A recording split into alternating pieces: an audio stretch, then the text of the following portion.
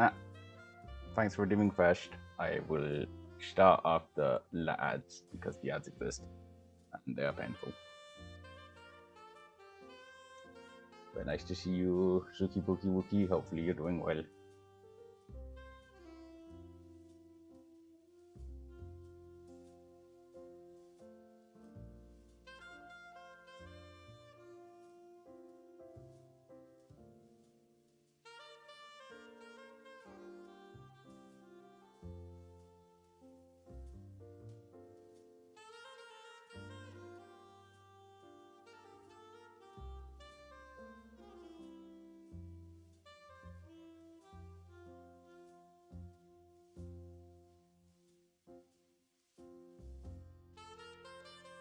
Ah, that's good, that's good. Yeah, enjoy your nice relaxing evening. Just waiting for ad jail to roll over. Actually, that being said, people who show up probably don't get sent to ad jail. Actually, you might. Let me know if you get sent to ad jail, because you might have just had pre-rolls and thus not get sent to ad jail, which would make significant amounts of sense. You know? I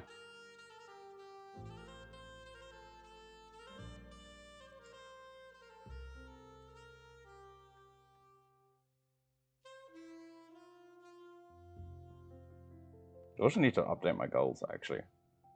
That's something I forgot about.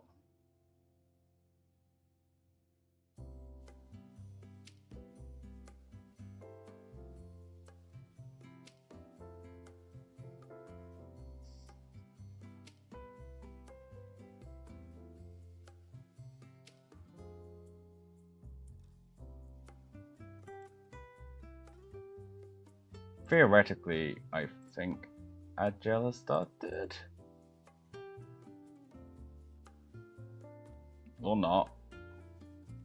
I don't understand how Agile works, I'm gonna be honest. I'm convinced it's not real.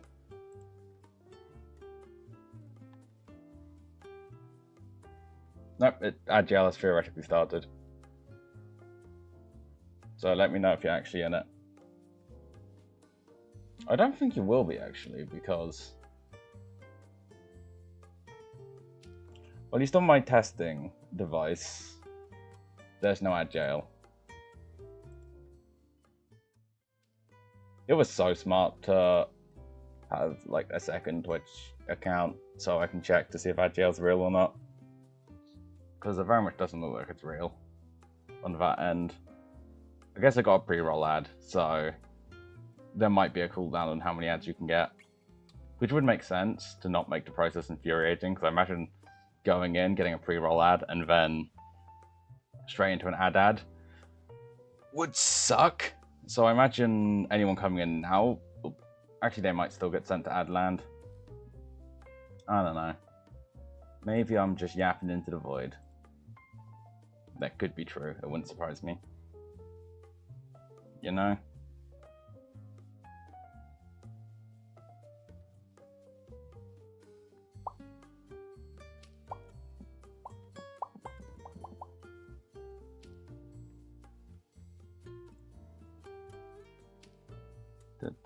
Let me just set this up.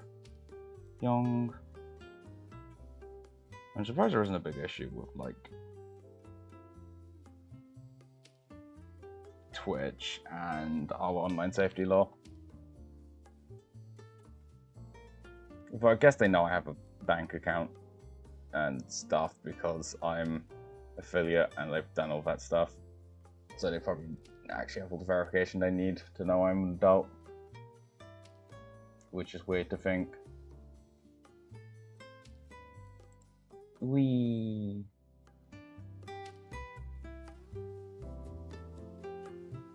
have some weirdness about session time, but it should be it, otherwise I'm going to be annoyed. Because that will be blunt. I'm kind of stalling. You know, we'll stay on the other screen. I will stall until theoretical Agile's over. Because that just seems like the thing to do, you know? Because I don't want to let theoretical Agile ruin existence. I have so many random sources around. Actually, let me do this because I forgot.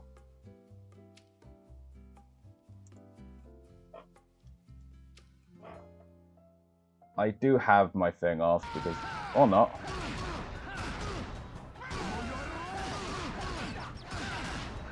I'll fire that off.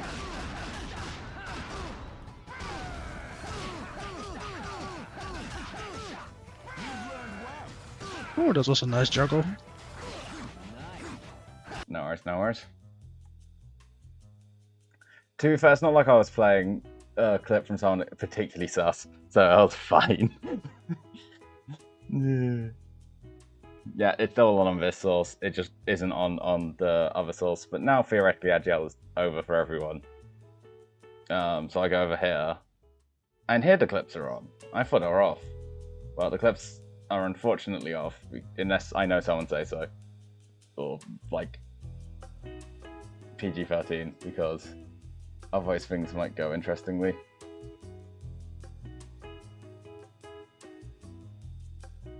Cool, but it's logged into the correct account and it hasn't decided to try and cause me problems, which is nice to know.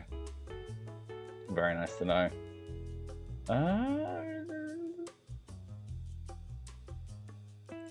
Hold up. I have a brain cell. Probably. Yeah, I can just work on this monitor and use the other one to be the display monitor. Well, theoretically I can also just work on that monitor. Especially for this one.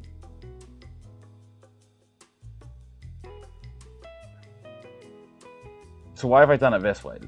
Doing it this way is slightly idiotic. Hold up, scuff incoming, because that's going to resize. Right. Yeah, I'm going to need to resize that on OBS.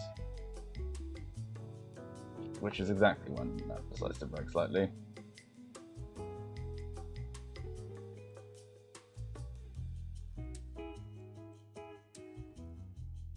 Like, it's the same source, it's just on a different screen, and thus it decides to break, which isn't particularly nice, but I'm gonna be honest.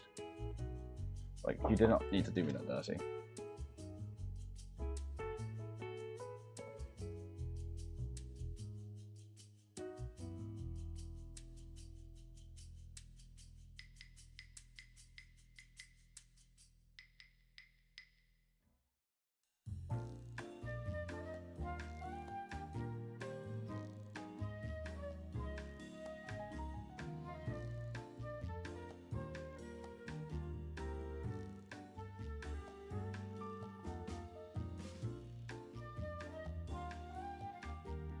Yeah, I can keep that up there and have that be that. Actually, while I'm here, boop.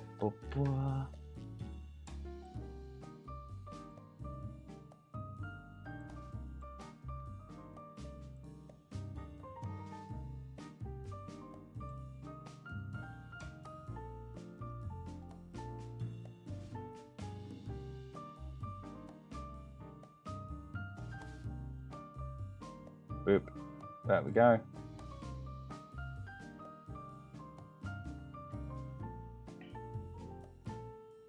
Where's my brain cell going? Yes, I need to plan and balance some things because, well, that's done. This is some random things. I actually got some cool details from Blue. I got some details from Leosa. I feel bad. There was some miscommunication. So footnote mandatory. They weren't needed for next session. It was just kind of making stuff to be there. Oops. What do I want to do? I probably want to go back to the Goblin area and make it all harder because now there's 5 level 4s, which is going to be painful for them.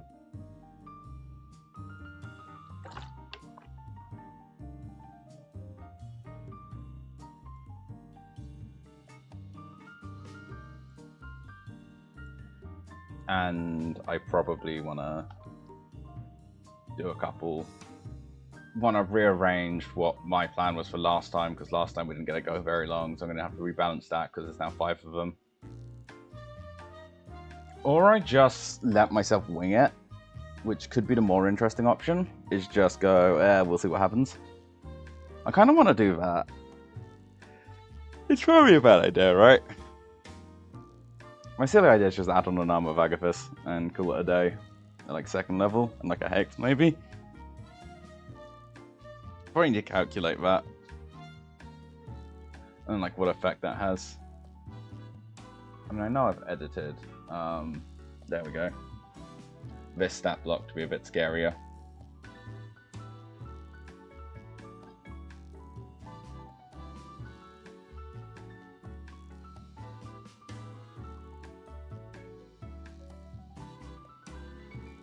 Let me check a thing. I don't want to just screw over one person in particular. 100%.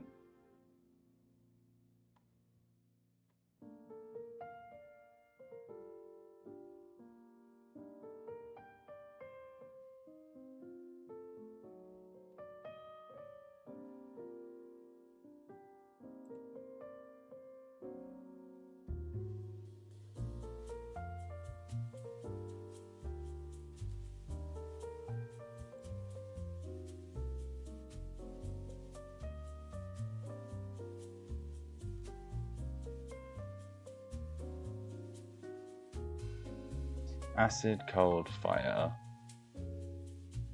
lightning, or thunder. Okay, there are 2 damage types that can be used, which won't be rezzed, which I think is fine.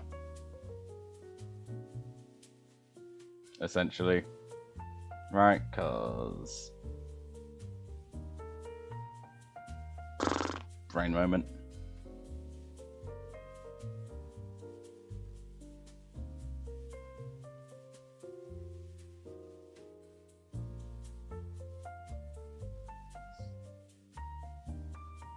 Brain memento.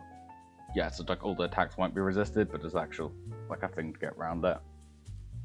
What's a knackle stack? That's the pre-evolution of Garganical, isn't it? That is what it is.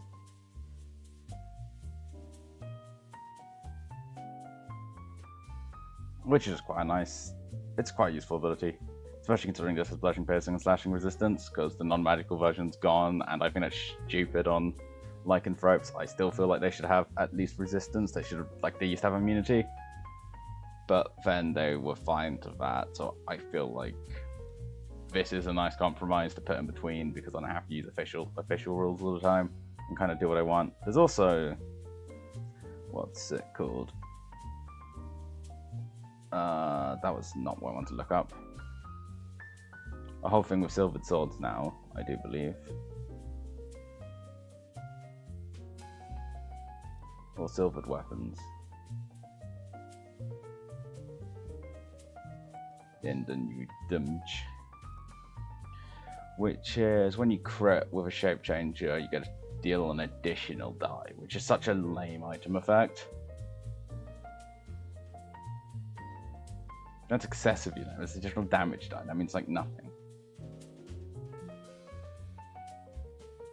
I mean, I do crits do double damage, so that would be roll an additional die, and then all of that would be double. This probably should be how I do it, just to make crits funnier. Which would then also lead to me needing to... But also just give lycanthropes vulnerability to silvered weapons, because that, again, that's cooler. That's what they should do. What would I potentially need map-wise? A blacksmith's. Because that's where they're gonna discover things. So I can pretty much theatre of mind a lot of this stuff. Right? Like, I don't need an active map for everything, because not everything should be a combat. And I think I do have, like, a map of... I do have, like, a fairly generic street map if I want to do any scuffles outside.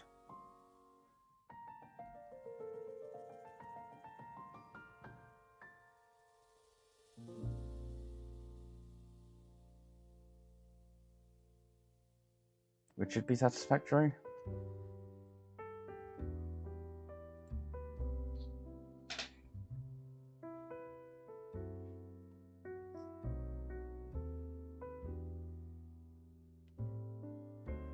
The pad I kind of want to give it regen.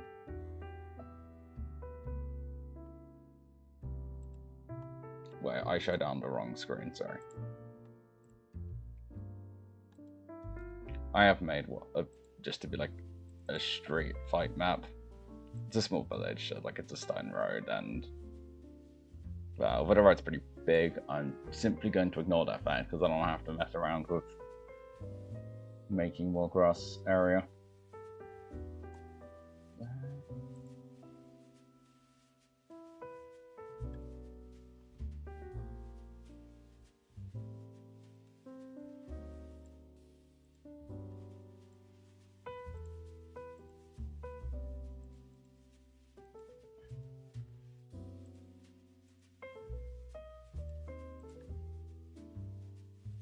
Because like this is a bit of an investigation, figure it out type thing. I need to write some very gory descriptions. We'll just make them up. Here's another task I have.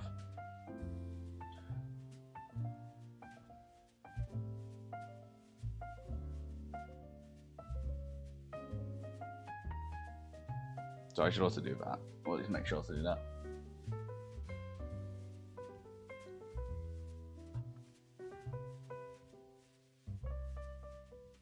I have a piece of fruit, in case you're wondering. Why do things going new? Despite me not doing anything. I have a green gauge. A gauge that is green.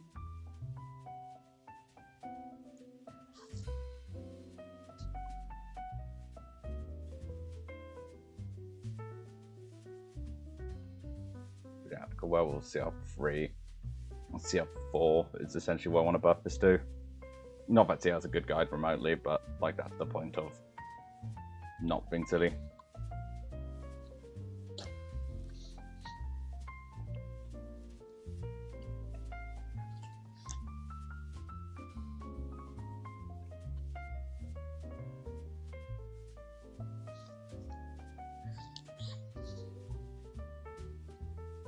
I'm gonna have the scratch knock prone because that's just what wolves do. It's really weird that the werewolf doesn't knock people prone when it hits them.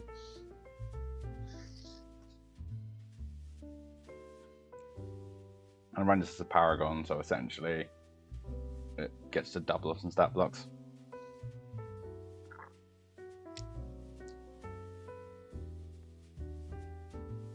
As in, like, it gets to count as 2 creatures, and then I technically run them the wrong way around. I run it when they get reduced to 0 hit points, then they get like an extra turn, and then they become like a sort of 2-turn creature. We both have separate HP bars, so when like 1 HP bar gets dropped, it gets a 2nd HP bar and it loses all conditions that were affecting it, just as like a sort of get out of jail free card. Which also means I assume I'm going to give it the 2nd turn as soon as it gets reduced to 0 hit points.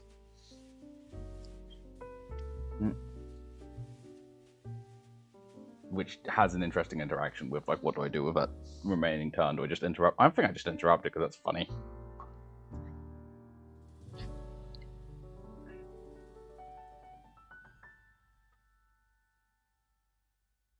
And then from then on, I'm not sure if it goes after or before the player went up to 0.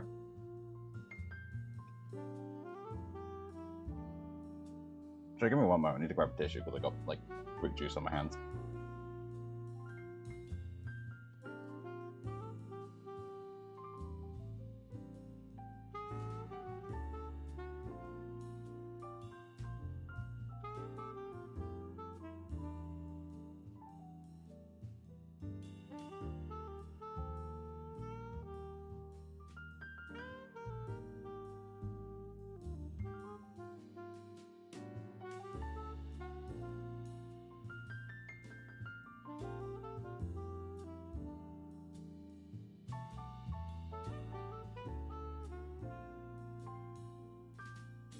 Friendly reminder, you're 5 to 7 a day.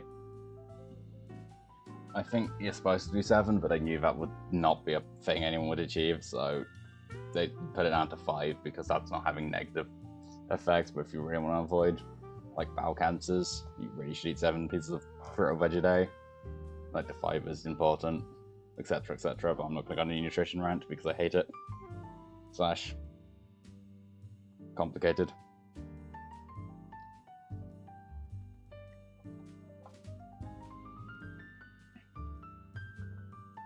So yes, I'm just going to eat a bunch of fruit while I'm thinking. So I assume this sort of encounter would happen on this one. Only I get to see the HP. Players can't, so I can fudge that a bit.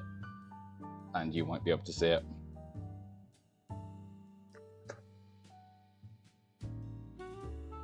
On the day. I think I just give it level 2 armor of Agathis and access to the Hex spell. I'll say that's 3d6 per hit, which is a lot. I might just give it armor of Agathis. That's 10 hit points and bam, damage back if hitting melee.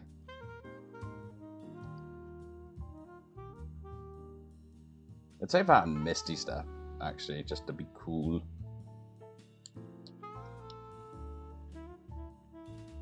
Also, probably should give it a ranged attack.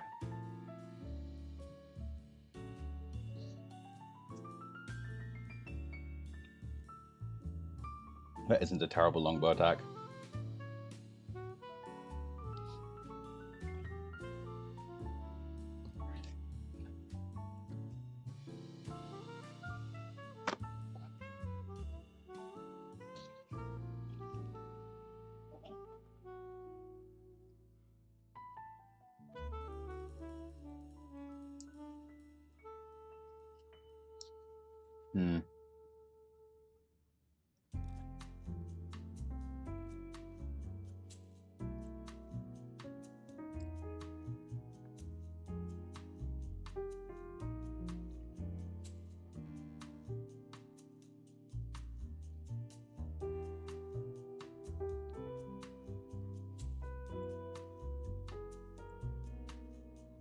This is a boss one, so I'm going to give it the 2 important saves. Not that they become particularly high. Yeah, 4 and +4 and +2.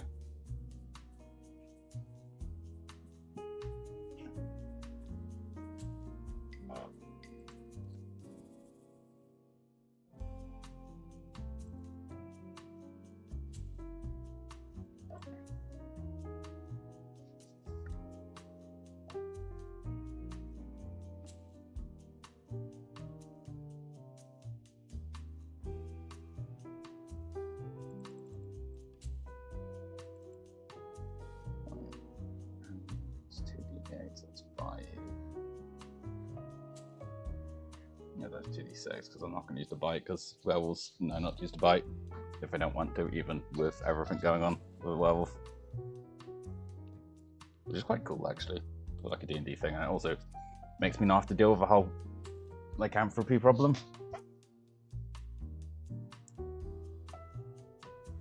So lycanthropy is a bit of a problem, considering that's taking away player agency, and taking away player agency bad.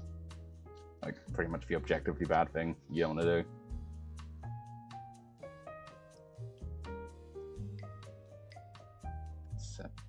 So then, wait, each attack 7. So 11 to 22.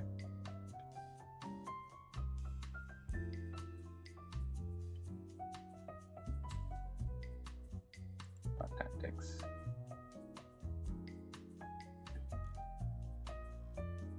Yeah, which does come out to be approximately that.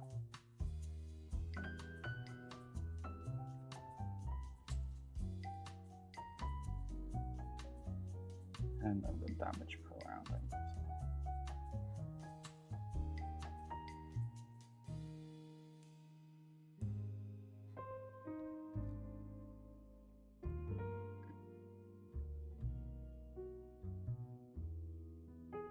I suppose with all the resistances, I should consider that, but just knowing the party and how not particularly valuable damage resistance are at this point, because everyone has a way around the damage resistances.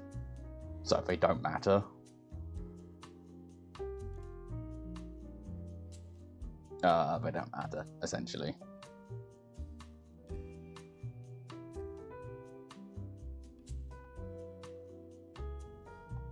So I might just want to bump their hit points up.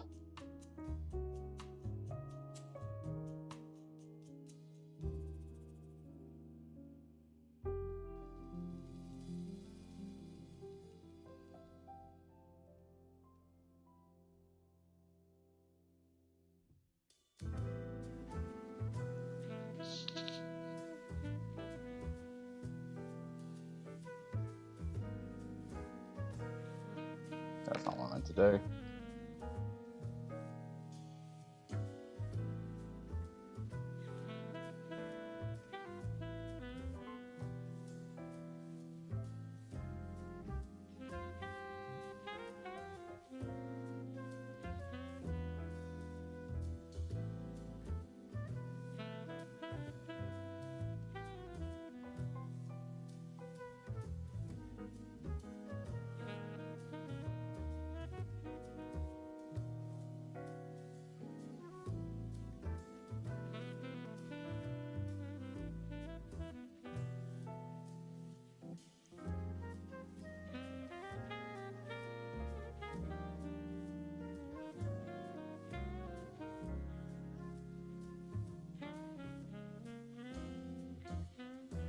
That makes this probably a bit too hard.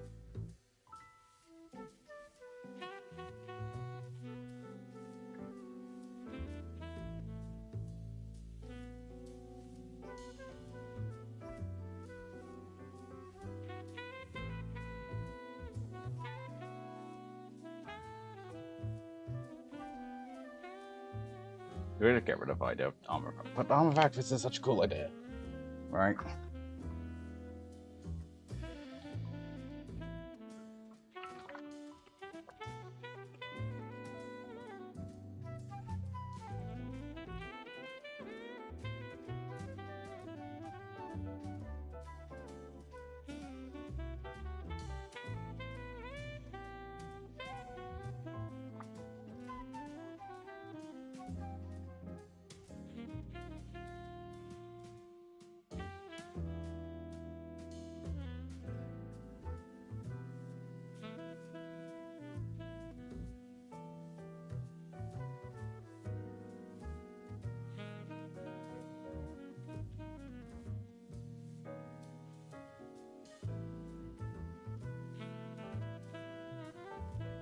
Yes, yes. Wes, you are very much looking at spoilers right now.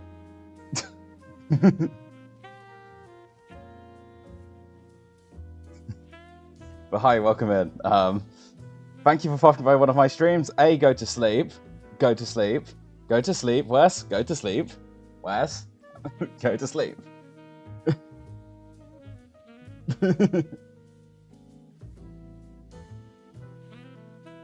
On the timing thing, we didn't get full agreement from people, and I was too late to do the change, if that's what you're wondering.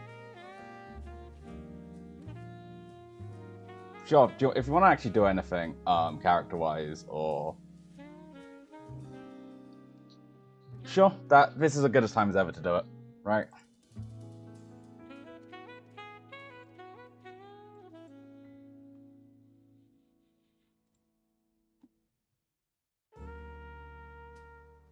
We can open call to do it, or I can just do it in here. Your choice. That's a slight spoiler, I will.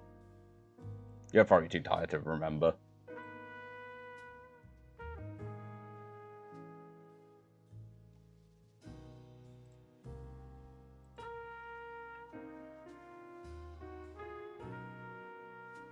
Yeah, although that's not a thing we properly did. Okay, that's not the thing. It is... Always forget how we do this. It's that button, isn't it? Yeah. On the feats, we hit... Yes, it is. Although the other thing to say is, would you like to go up one in Wizard and get like Warcaster and get more wizard spells and all that powerful wizard stuff, or do you want to dip out and go into another class to get armor so you don't die as easily? That is really the choice you're making this level. Neither of which is wrong.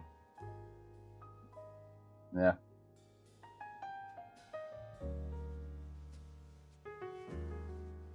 Then select a feat. Is it working? It is working. So, before I don't bother with any of this, we got Warcaster plus... Yeah, it looks like stuff's working now. Wonderful. Ability score choice is intelligence, so we round you up on intelligence.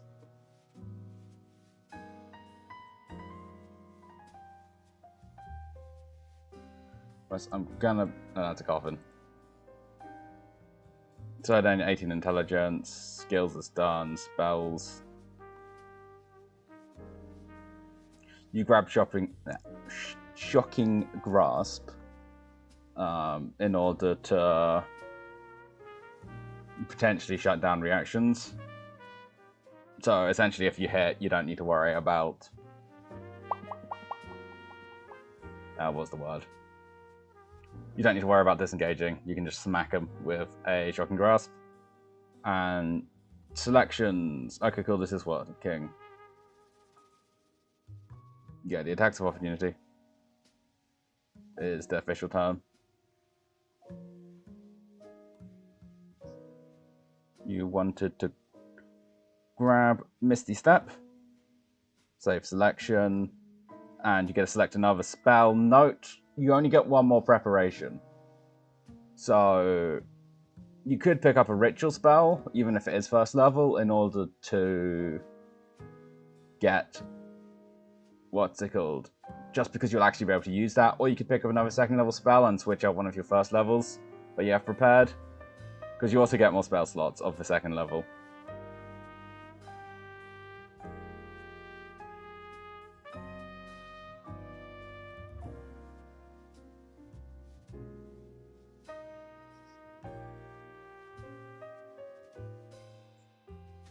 So, do you want even more utility?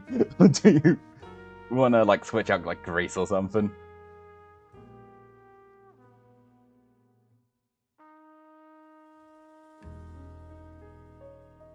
I see the arguments for both.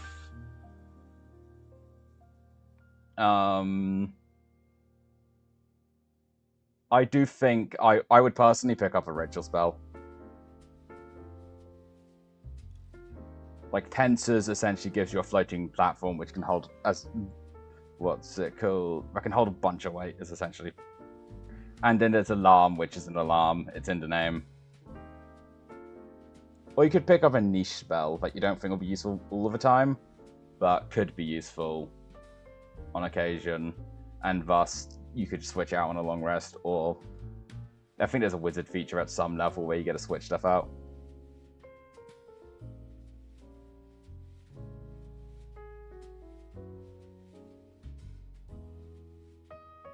The usage script is what it says in the tin, which isn't very useful.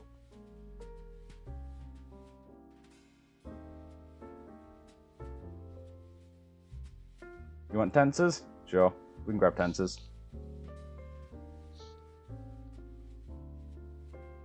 Yeah, I can spell, I swear. Tensors floating disc.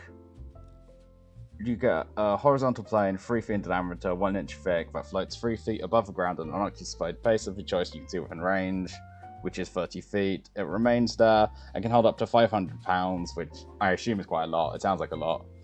And it's immobile when you're in 20 feet of it, and it follows you to make sure it's within 20 feet, etc., etc. There's a bunch of details for... because this is a weird tech spell.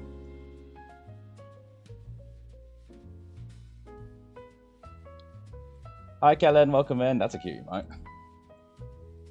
Aww. I should get one of those.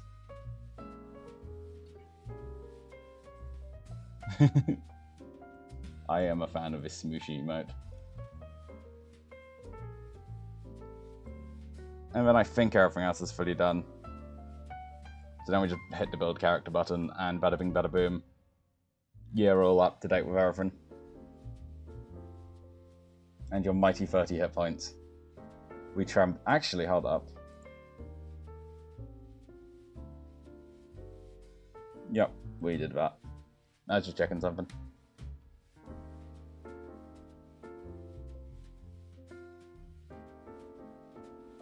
The mighty 12 armor class.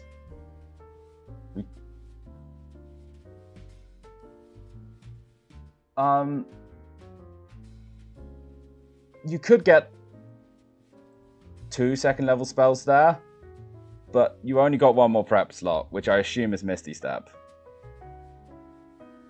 But like, yes, instead of picking up Tensors, you could have picked up a different second level spell. And then just unprepared one of these spells. But I wouldn't get rid of Hideous Laughter because it's really good. I wouldn't get rid of Shield because you need it. Grease, I like Grease, you like Grease. So then it'll be Chromatic Orb, which would be the one on the list, which is kind of sad because you're an Evoker. I mean, we can go back real quick. Back to the builder. Back to...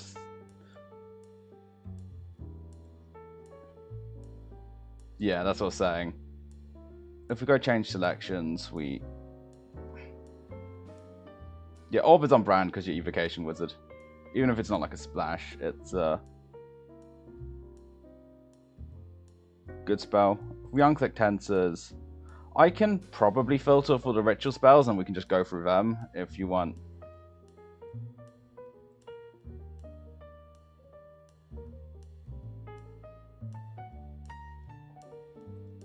I said I probably can. I'm going to assume one of these is... Okay, cool. We only want that. That doesn't matter. It really should be here if it's going to be on any of these bit, right?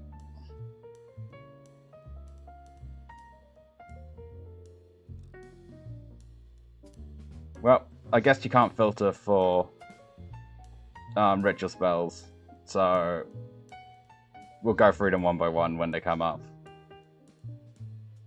Alarm is a 20-foot cube. When you cast a spell, you designate a creature that won't set off the alarm. Also choose if it's audible or mental, and then you get an alarm, essentially. It's an alarm. Augury is your ask me what's going on spell. So you already have that. Comprehend languages you have, because why not? Detect magic you have.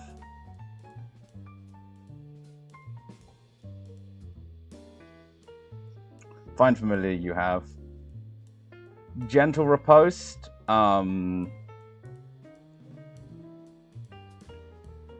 You touch a corpse or other remains for the duration of the target's protected from decay and can't become undead. And it stops them from counting as being dead for a while. So there are spells such as...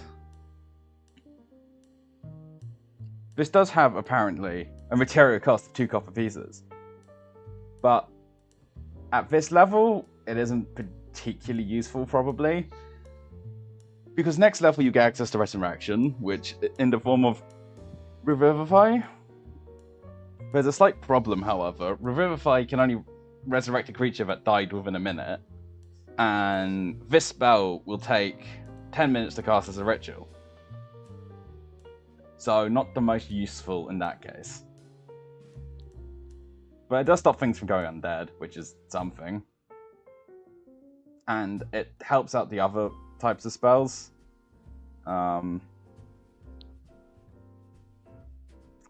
If you prepare it, obviously you can just cast it and then you're good. But you're not going to prepare Gentle Riposte, most likely.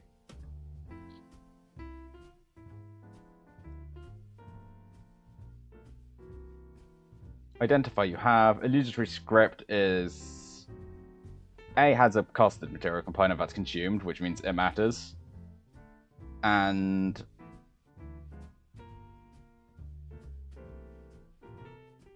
well, it makes illusory text, which appears on the conditions of your choice, essentially.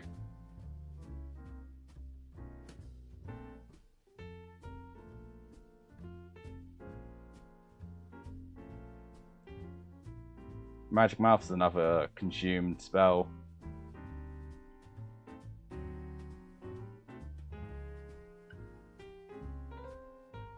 It leaves you a message in magic via a mouth, which is one of the dumber things I've said, but you get the point, right? It's a magical mouth. I'm not sure what you want from me.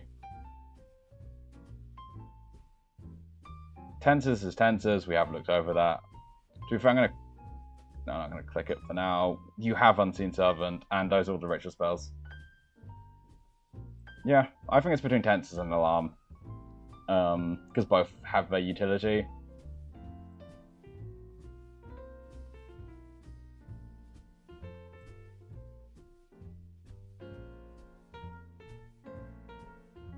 Don't bonk me, that'd be mean. Also, I thought you'd be like packing to go to your thing / going to your thing, my love.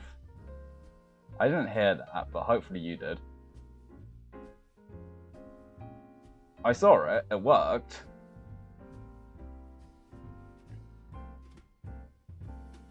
Okay. Alright, I did try calling your folk and getting contact. Okay, that's good. Sometimes I don't hear the effects for some reason, which doesn't really make any sense to me. But I'm going to assume that's the signature jank. It's like yesterday I didn't hear stuff either. I have an idea. Well, no, last time I did that, everything sounded crispy as all.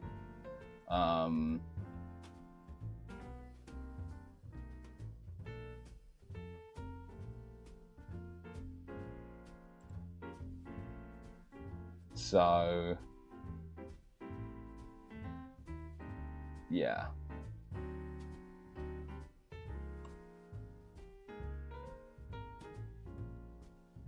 There's better, Lil. Yeah, that's your level up, Wes. Congratulations. It worked this time. Look at that juicy +4 intelligence. You might want to print off a character sheet or something, just in case we get technical issues again. Just so you know what you have. Because I'm not printing off every character sheet and writing all the stuff down. The inventory stuff?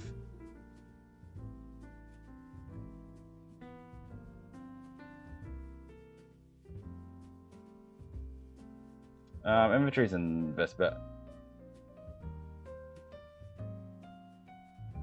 I think it's fine. We know you have your super fancy evil spellbook. That's definitely not evil. We might have got money. That is true. You might have got money. I don't know if we added it. I'm going to assume we didn't.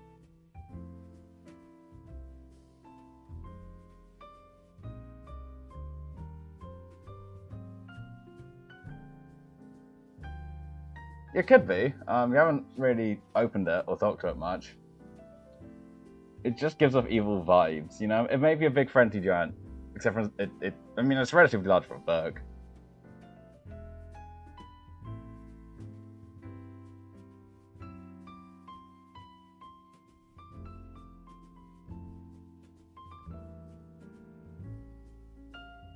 I mean, true, it's a book. Like, what do you expect it to do without a user? It just kind of sits there and goes, or whatever.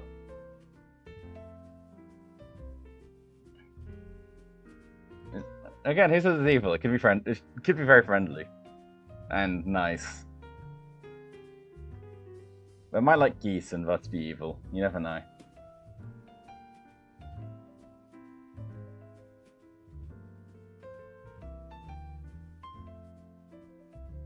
Yeah, I thoroughly don't know if the money was added. But... okay, let me get this up. What the book does is...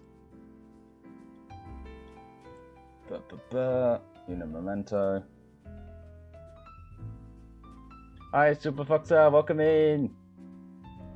Thanks for dropping by. I'm doing good, how are you? I'm going over D&D stuff for tomorrow, and there's a West who theoretically shouldn't be here, but like he's here now.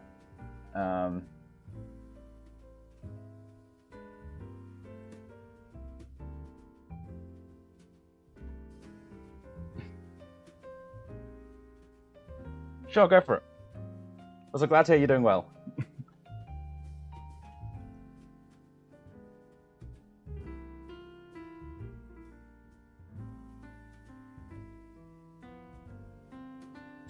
I know a character called Limo that casts Tasha's lot.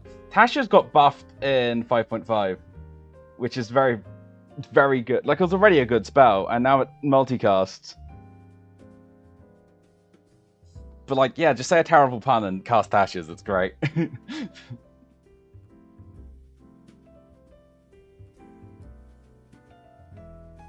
Limo. Limoro? I can't believe I've missed a pun, but I think I've missed a pun.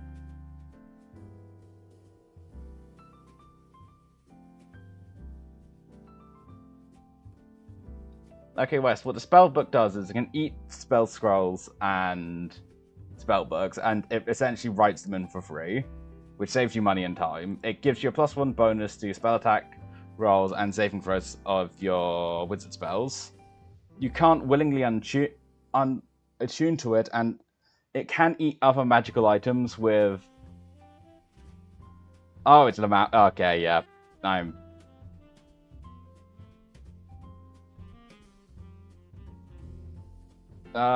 don't know, how do I... Give me a second.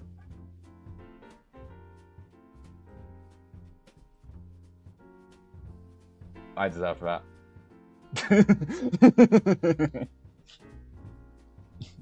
So yes, I did hit the bunk. It might, but feeding it magic items might cause its abilities to change.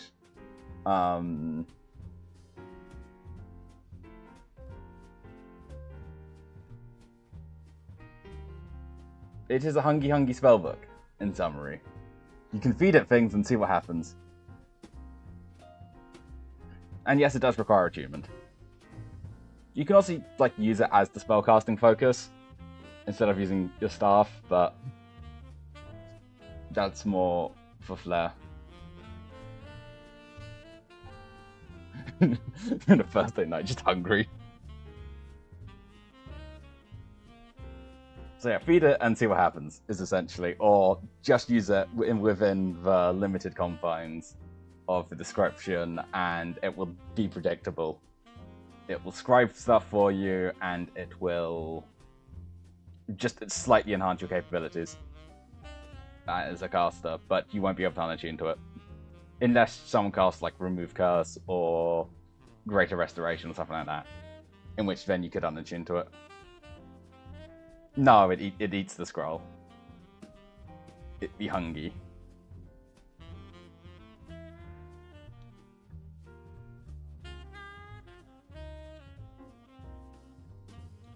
But scribing a scroll into your textbook into your spellbook uses it anyway, so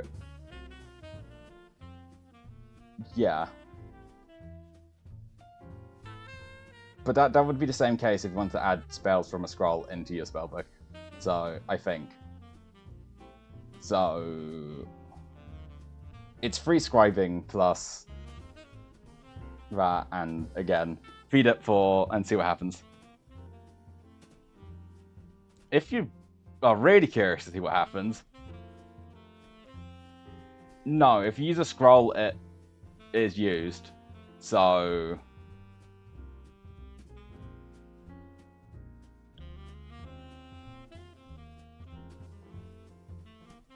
Like, all the spellbook does is scribe for free, in that case.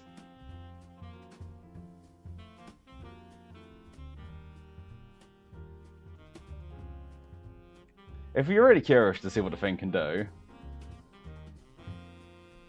I mean, scribing from the scroll adds it to the spellbook to use as... which means, like, if it's a ritual spell, you just have that ritual spell in your book. Like, if you find a scroll of, as previously mentioned, what's it called? I'm trying to think of a spell's name.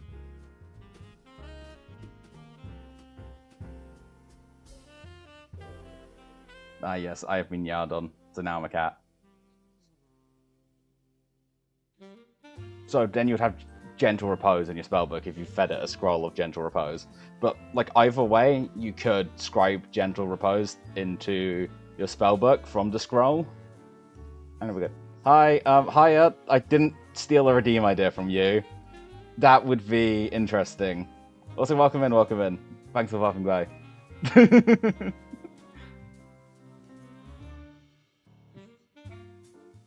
How's you doing?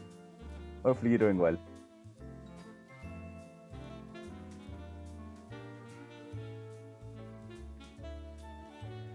Was I saying it's not part of a redeem? The redeem gives me cat ears. Yeah, essentially that's what wizards can do. They can just scribe spell scrolls, but like you don't need a book to do that. You can just put spell scrolls into your book for money and time. I think it's like 50 gold in a day per level. It takes a while. I could be completely wrong about that number. It could be 25. I do think it takes quite a bit of time though, so it just saves you time and money, the spell book. Obviously, it has to be a wizard spell for you to be able to scribe it. You can't scribe... I mean, the problem with the spellbook is you won't be able to get rid of it, and it takes one of your 3 attunement slots.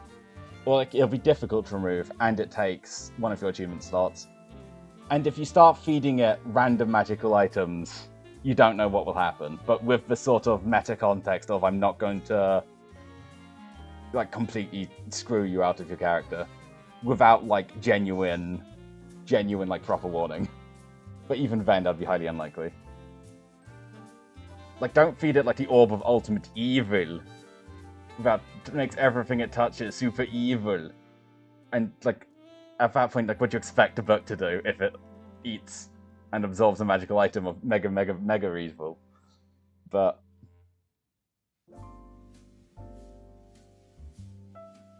yeah. You know, it's loot. It's...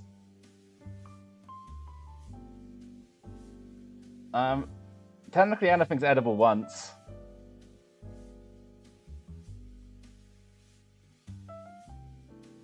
But hi, I'm doing well. I don't know if I actually responded to your thing outside of the whole cat ears.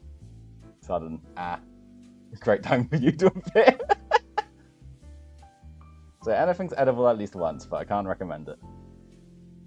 And this is like a super evil potion, but like I can't imagine that'll do good things for you. But yes, if you do feed it the Orb of Super Goodness and Niceness, that probably will do good things to the bug. You could also, again, you have an alchemy jug. You could feed it the alchemy jug if you want. Sorry, I spiked into the right there for like a sustained bit. So hopefully that wasn't too horrific.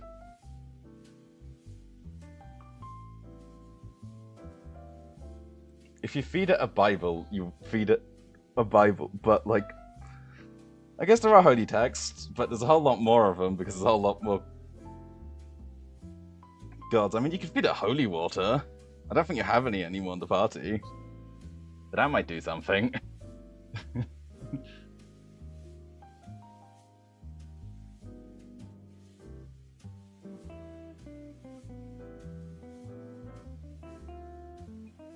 mean, you can feed that holy symbol. Technically, that does have like functions in certain ways. Whether it will be happy. Remember, it also is sentient, so it can refuse to be fed. It's not going to eat everything you give it, or at least not willingly. You can force feed the spellbook its vegetables. Like an angry child. He's just like, no, I don't want to eat it.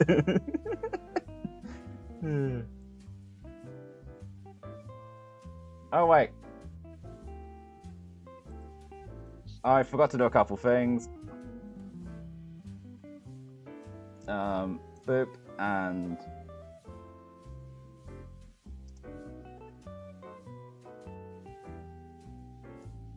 boop. I don't have clips on because I'm theoretically in PG-13 mode.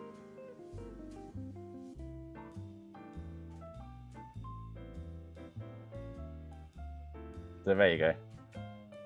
Especially something like not high intensity like this is the very time I should do shout them outs.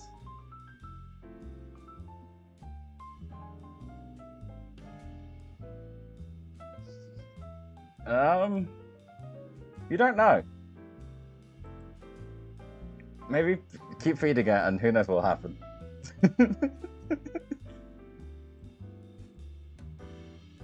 I feel I can shuffle over slightly just so my wings are in frame for at least while I'm doing prep. I'll probably shuffle over again when it's back to the actual sessions. Oh, how's Storm Silver going, my love? Yeah, you do that next session.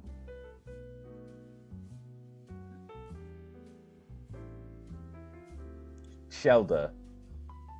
I'm trying to remember where Shelder is right now. That's the pre-evolution of... What's it called? I can't remember the name. Cloister? Is that... Yeah, that's the pre-evo of Cloister.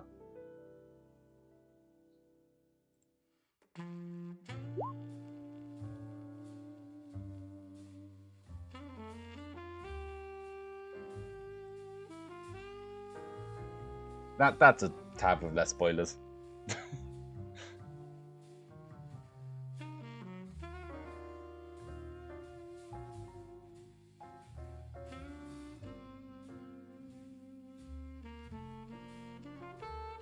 Like, yeah, Wes, get some good sleep.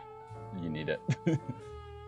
You can't talk to me about wanting to fix your sleep cycle and be up now unless it's the morning for you, in which I'm an idiot.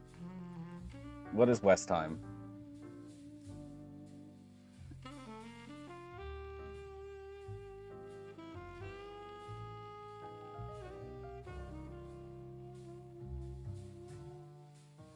Wes, it's 5 in the morning. You don't get to complain about wanting to fix your sleep cycle when you're messaging me at 5 in the morning.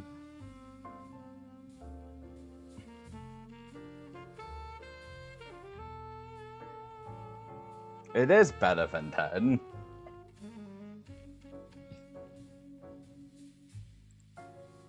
But we now start at like 10 your time, and I doubt we're going to go for 10 hours or 12 hours. I'm going to give you a hint. I'm not going to prepare 12 hours of content for you. Wes, I'm proud of you. Keep going. But at the same time... keep up the good work. Also, you've used up our one swear for the stream, Wes. I'm so tempted to make that redeem, but I can't be asked to turn it up.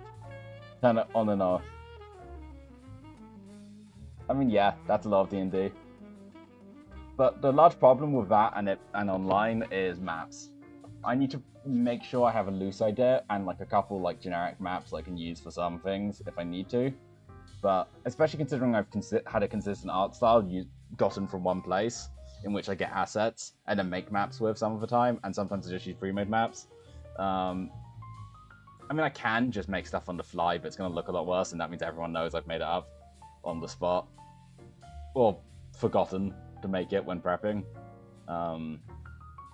Prep's very important, in summary.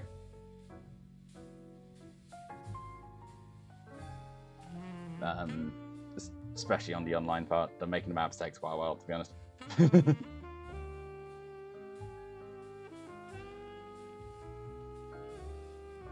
What do you mean you're playing on official hard? Like, oh yeah, because you said you're going to mod a 3DS, so you could actually do that. But that makes sense. But, like, I just got... Yeah, I should probably grab a couple more, like, building new buildings. I've got the one nice forest map. I think there's another good one I should grab. I mean, to be fair, I can download stuff while the session's going, but that's always a bit awkward.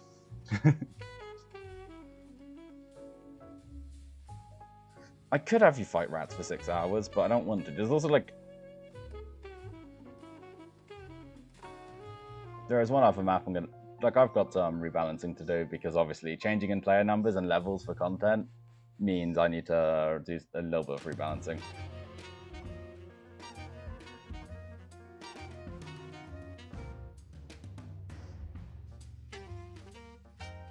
Actually, I think I've rebalanced that now the way I want it to be, because whoop whoop, that should work. It's also really funny to me. I just like the concept of that. Although that could double up, and then I would need to recalc the numbers, but CR is a lie anyway. CR is not a good system. It's good for beginners when it comes to determining challengingness. But it's also like really important to keep in mind like your player HP numbers and what people do and like saves and the like. But yes, I could make you live up to the name of Ratcatch and just fight rats for 6 hours. And like combat takes forever. That's the one thing I need to remember. Combat does take forever. Just like we've done a maximum of like 2 combats. You can get like mercenaries and NPCs to fight with you. Moon Druid is alright, I think. I mean, it's Druid. Druid's a very good class, and Moon Druid is kind of a Druid which can flex into melee, which is nice because having flexibility good, especially if you're in a low player party. The more players you have, the more specialized everyone can be. And like Druid's a full caster. It's like Druid can't be that bad. It's a full caster. Yeah. I mean, also they changed the beasts around, they aren't like in the new monster manual and the bits and bobs. Yeah, Wes, it is very possible to get mercenaries and NPCs on your side. It's also more likely to get control. Theoretically, we're in ad jail. My testing screen isn't in ad jail, so I'm going to assume ad jail's a lie. My love, you're not going to see ad jail because you're subscribed. Let's go, my only sub. And #1 gifter. Love you very much. Yeah.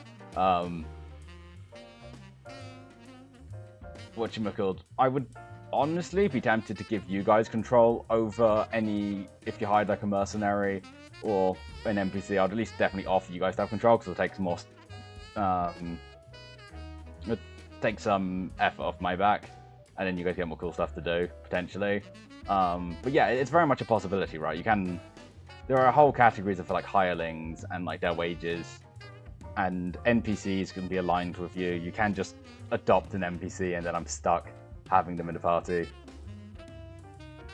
And then I'll probably change that looks a bit. Like if it end up being like a permanent fixture, I probably will end up changing stuff around a bit. There's also like one of the books a while back had rules for sidekicks essentially, which I could imagine using. Which but I wouldn't.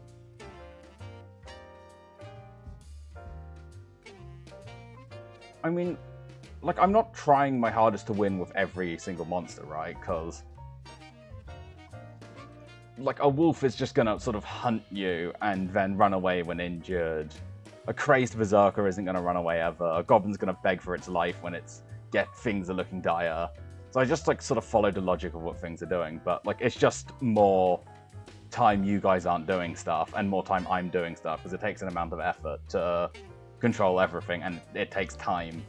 And everyone cares about when you're playing, you care most about what your character's doing.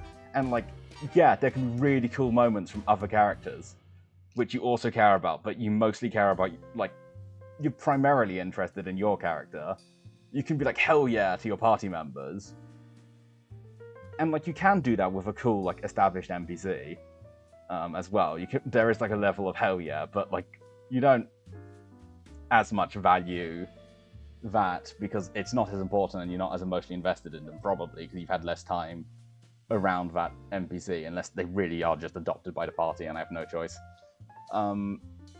There is like a stigma about a role called a DMPC where the DM essentially runs a player character in the party. But like the only good DMPC is an NPC your players have adopted. I mean, yes, like we had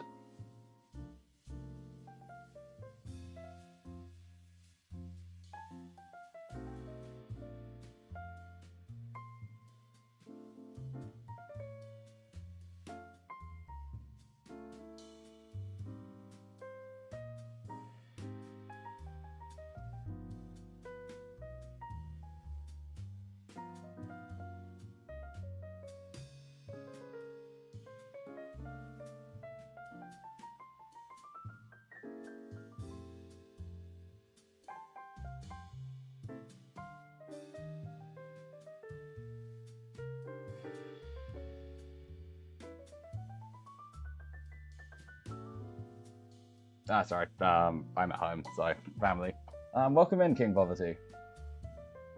Thank you for stopping by. I don't know if I should call you King or just call you Poverty, because either way, it's interesting. Yeah, I mean, people adopt NPCs all the time. I had a wizard, Nesnar from Lost Mines of Fandelver, who got adopted by my party. Kipple? That is a lot more of an interesting... yeah, sure. I like that name. Kipple sounds cute. Welcome in, Kipple. How's you doing? Hopefully you're doing well. And if not, hopefully I can improve it. We be yapping about the indie. Essentially. The L? Oh, Kippy, I can't read. That's my excuse. You know, I might make you Kiffle now anyway, just because.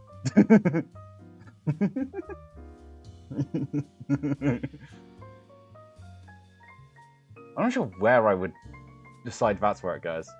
Sorry, Kippy. Ooh. Are you just sort of person who builds 100 characters, or are you starting a campaign?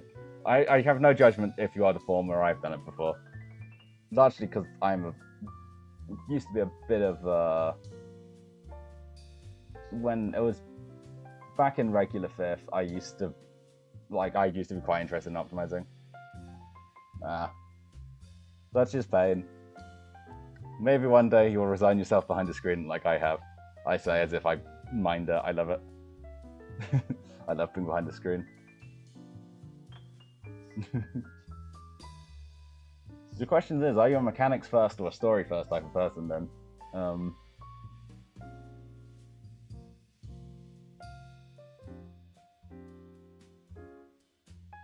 I think that's the two ways you go around building a character. You have like a concept in mind, and then you build the mechanics from your concept. Or you have a mechanics in mind because you want those builds sound cool, and then you build the story of the character around that.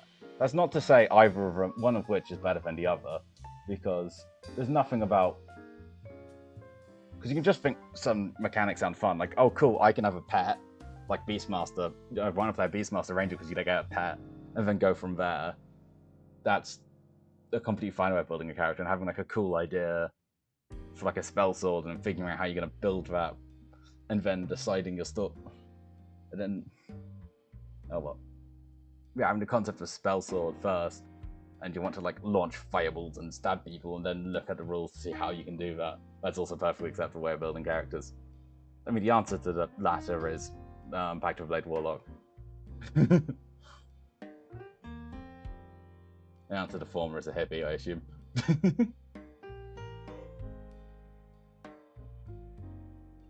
I might be playing a one-shot on Sunday. In fact, I think I should be. I'm sure I run out of prep for that.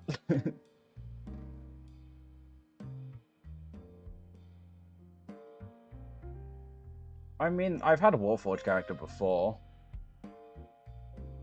Are you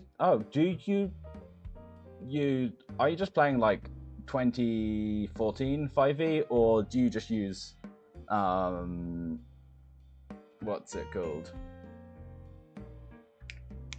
Legacy rules, essentially, because I don't run with anything pre-2024 for the sake of my bank account, essentially. I mean, yeah, there's all sorts of like arcane constructs. There was Warforged from Eberron, which were essentially robot people. They used to be kind of busted, and then they toned down the power to make them just good. But we don't use legacy content, but like if you really want to, I'm sure we can figure out a way. Or again, flavor is free, so you can use the mechanics of something and say it's something else, because I don't want to restrict creativity like that. I miss Custom Origin, not just because it was really good, but because it was explicitly called Custom Origin.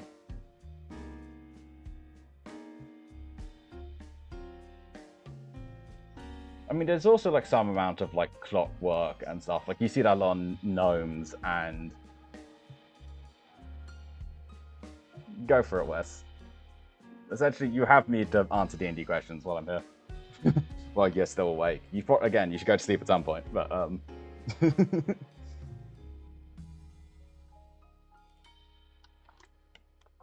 It does not, but there are certain spells which interact with people wearing armor.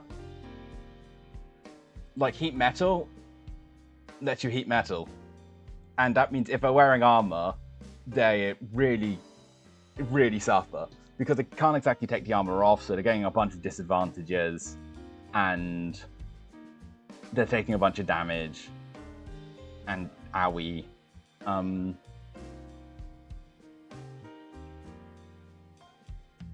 Let me take a look. On heat metal real quick. Again, I have access to this stuff. I just look it up on my typical thing. Heat metal is not a wizard spell, apparently. It's a bard or druid spell. So it is just not on your spell list. But that is a metal weapon, so a thing. 2d8 bonus action to redo it. If it doesn't drop the object, disadvantage attack plus ability checks until start the next turn. So it's not on your list, but like it is a spell. Like, doesn't Shopping Grasp have a weird interaction with that as well? No, it's not Shopping Grasp. Maybe it used to? I don't know. I could have sworn there was something which had an interaction with metal armor. That was like an electric-y spell.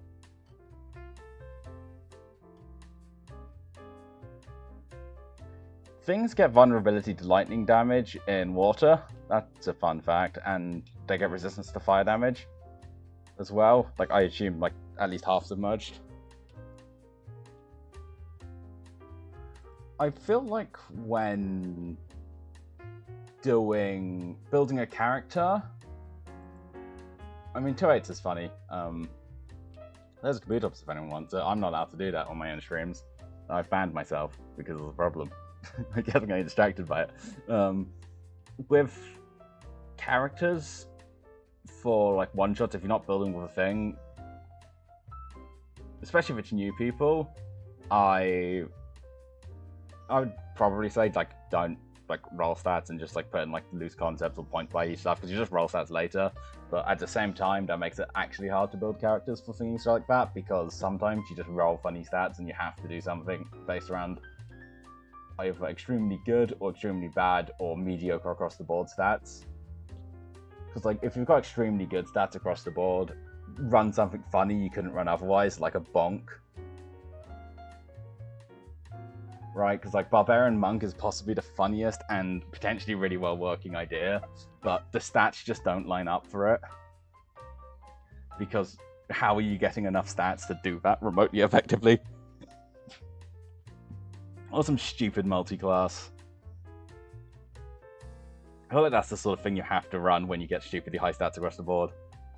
If you're pretty used to the system, and if you're not, then you just run something just nice and simple. Honestly, I assume playing like it could be quite fun to play a fighter who, like, normally as a fighter you either max strength or max dex, and you go one way or the other with your combat. But I feel like it would be quite fun because Great Weapon Fighting defeat Great Weapon Master defeat functions with heavy weapons, requires 13 strength, but does not say it has to be melee heavy weapons you deal the extra damage with. It does for the extra attack on crits. So you can use a longbow or heavy crossbow and still get the bonuses. So you could start with like 16 dex, 17 strength, roll that up to 18.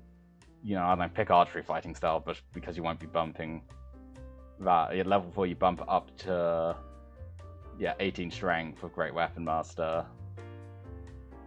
And then you still have a higher to hit chance because of archery fighting style with a longbow, and you still get the extra damage on it, and like that just seems like quite a fun build.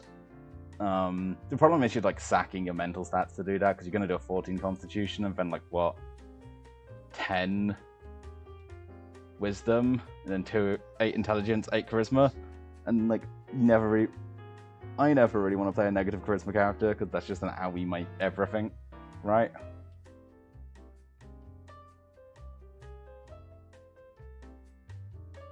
And that's just kind of pain.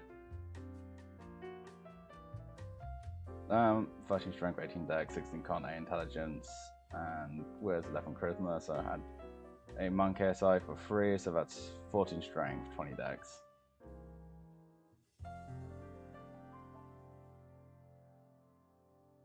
I mean, that is like funny bonk territory, right? Well, no, because you don't whiz.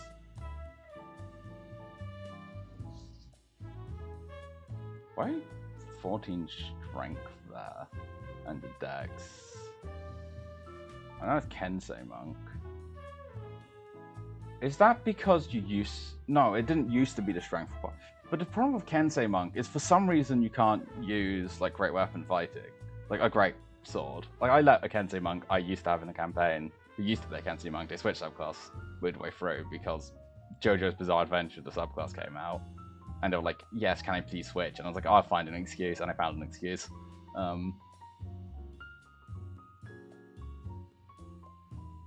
But Kensei Monk do be Kenseiing. It's not a bad subclass.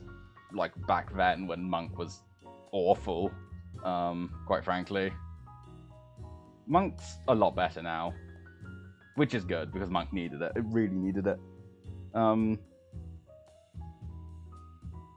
The gap between like the worst class, yeah, and there used to be like the really weird tech with how does he to just fly a bajillion miles, didn't there? I think they patched that relatively quickly.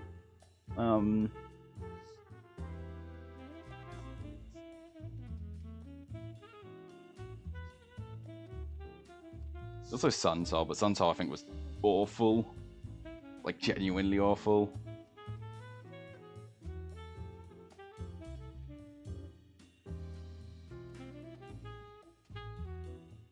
If you use legacy content, there's always the problem of how ridiculously good custom origin is now, because it doesn't specify an origin feat. And then that means you can use any... That means you can pick up a non-origin feat from past material because they don't have level prerequisites. And they now have equal stat gains to everyone else. Like, granted, you are like objectively abusing the system because there's no way that should be allowed by any reasonable DM, I feel like, but it will be allowed because if you're just letting everything, you're letting everything. There's something quite funny to that. I feel like that's on the wrong layer.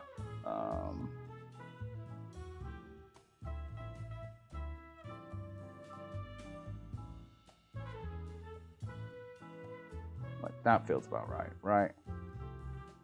Yes, I like that. Sorry, I wanted the chat to be below the flowers, or the chat box. How does he be monkeying, for real? There's also like the weird flying monkey thing that came out in...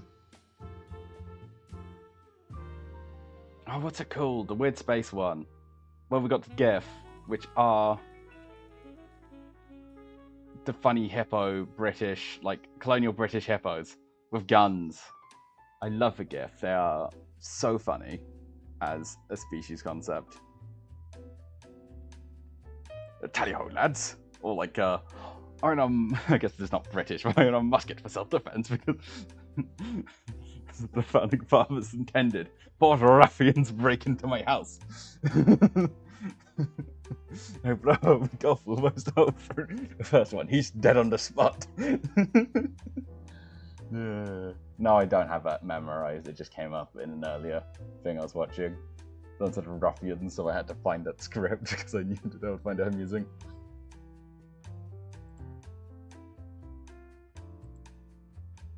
It's such a good copy pasta.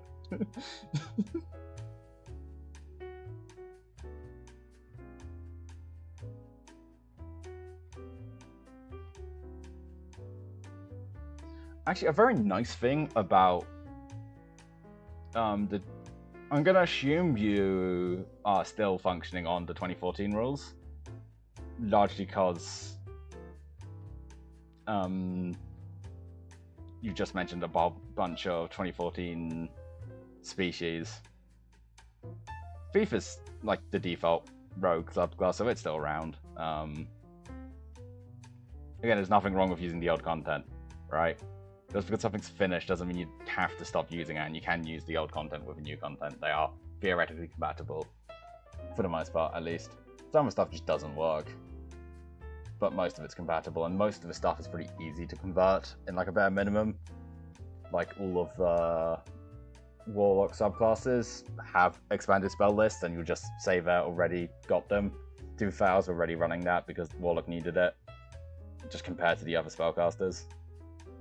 But essentially my point is, to get to the point is, you can have, because True Strike can be picked up for free at the beginning with Magic Initiate, and Magic Initiate lets you pick the stat you use for your spellcasting, you can have a Charisma, Intelligence, or Wisdom-based Rogue extremely easily, and that will be the stat used for their attacks.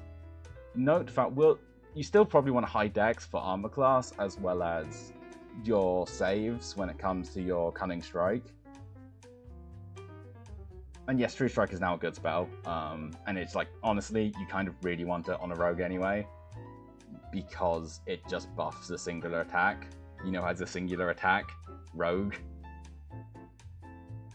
There's probably a funny interaction with Sorcerer there and Innate Sorcery, because Innate Sorcery gives you advantage, I think, on your Sorcerer spell attacks. I think. It's either that or +1, but I'm pretty sure it's advantage. And as a rogue, you need advantage to sneak attack. So you just, like, for that minute per day, you just get unlimited. You get a whole bunch of sneak attacks, which is very nice. Not that steady aim isn't a thing and mounts are incredible. On that note, I'm kind of annoyed Fine Steed doesn't let you make a medium steed, because if you're a small creature, you could have a medium. Actually, I don't know what the new rules for squeezing.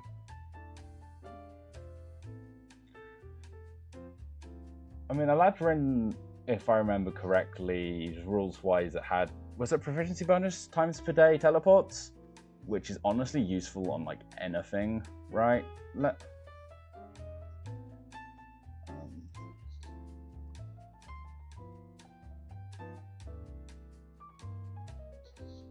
Yes. So, Fey Ancestry, obviously, Dark Vision... France. Okay, it got... Because it was reprinted in Monster of the Multiverse. Oh, do you have to work on a weekend? That is... miserable. Good luck with work. Yeah, it has Old France. Yeah, I mean, it's just like... Proficiency bonus times for long rest teleports are just useful, because teleportation is such a nice feature to have.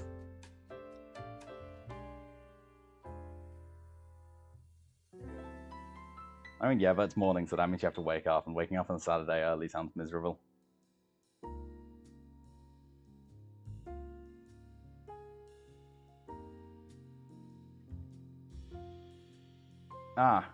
So what, do you have like, you work Saturdays, but you don't have to work Mondays? That's a fair enough trade, I suppose.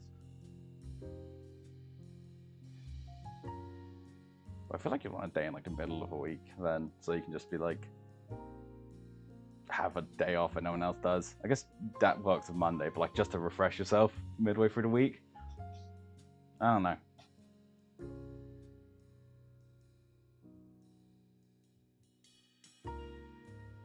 Yeah, good luck for good luck for work. Yeah, make sure to rest up and all that if you need to. Considering it's mornings. I don't know your time zone. I'm not the master of time zones.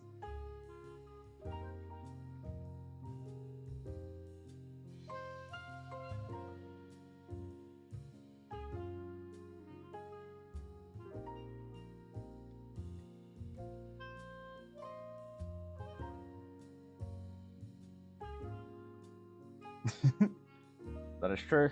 Sometimes people are really desperate, so like you can get a lovely deal on stuff. Yeah, 2 days off for 4 hours of work does sound like a good deal, even if it's on a Saturday.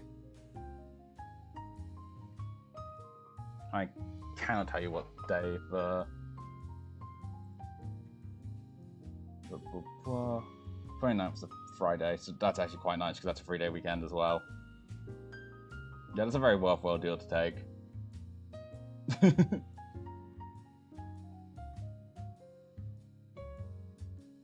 So that 20 charisma though is no work for 2 full days off. Obviously with pay.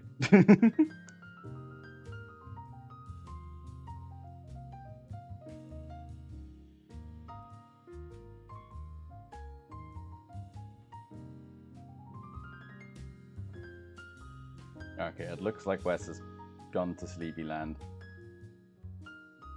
which is important because that's a GMT +9 or +10 individual, the 9 hours ahead of me. So Wes really need to go to sleep. Big up Wes though. Going into streaming.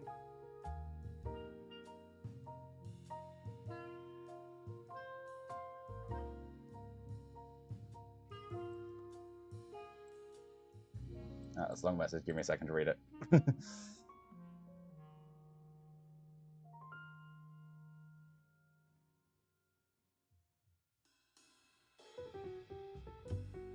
Yeah. You know how to use leverage. And it's fair enough, especially if it's like a last minute type spiel on a weekend. Right.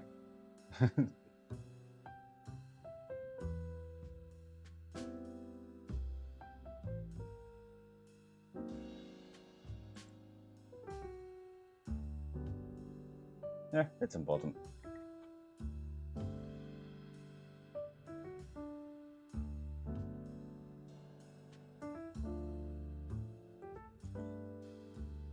And at work, full stop.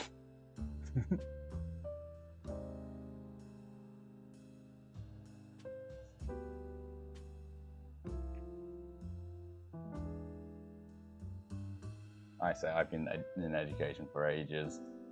So I've done some amount of jobs, but nothing full time because education land.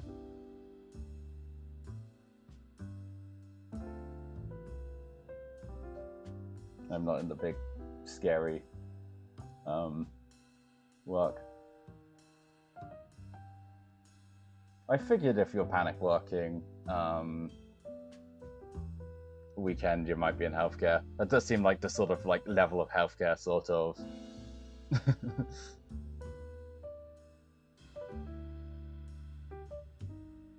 Obviously, you know, medical confidentiality, it's like.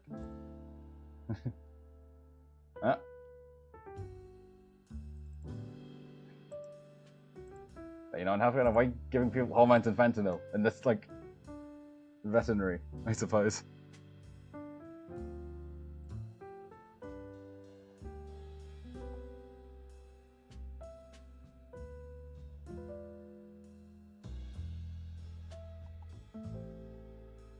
Like, when else?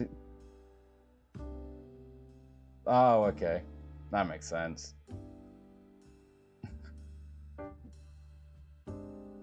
That's a painkiller, okay.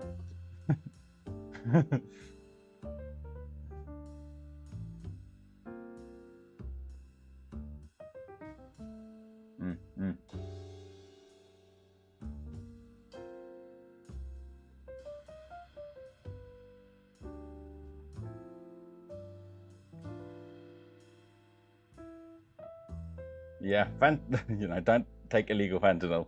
Life advice with Quack. Don't take opioids unless you really need them.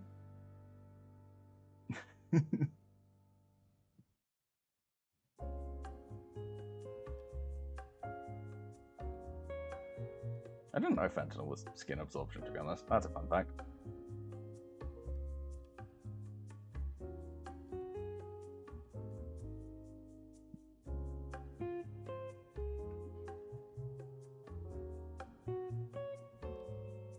I guess make sure gloves are run properly. Like that makes sense because seems very easy to accidentally dose yourself then. You know, I don't think we... If we're telling people to be safe and not take it, I think we don't need to put the drugs tag on, because I think you can be like, kids, don't do drugs. This, I'm guessing less prescribed, but like when someone says don't do drugs, you're instantly thinking illicit, not medical.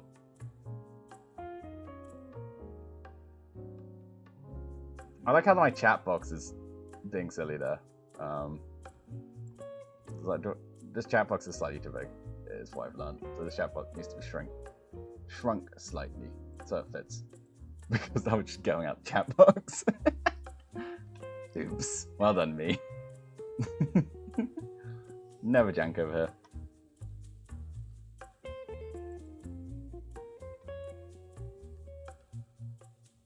So what was my concept with this goober?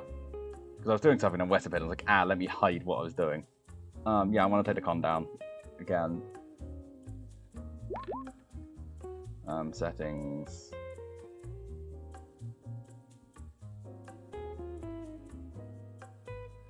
I assume we're going to have all like stations and stuff to clean it off. And make sure everything's safe. Because workplace regulations do exist for a reason, as much as something OSHA joke, something.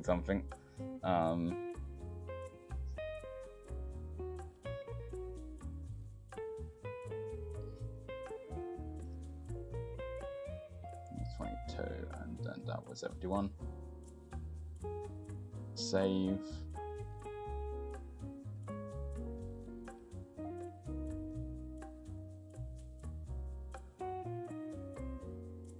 I'm just gonna make a note that should have Armor of Agathis at 2nd level on it, which will give it 10 temporary hit points, and every time it takes damage within 5 foot, a creature takes 10 cold damage, which is just funny, and also gives Warlocky vibes.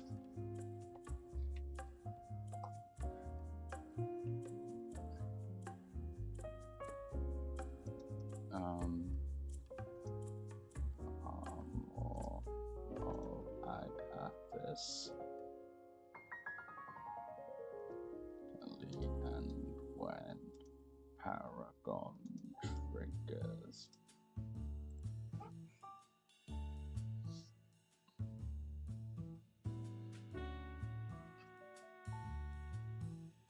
It could be.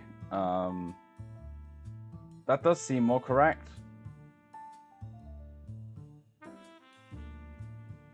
I'm gonna trust you because I can't spell to save my life. You can probably tell from my earlier blunder, right? I'm dyslexic. I don't language very well.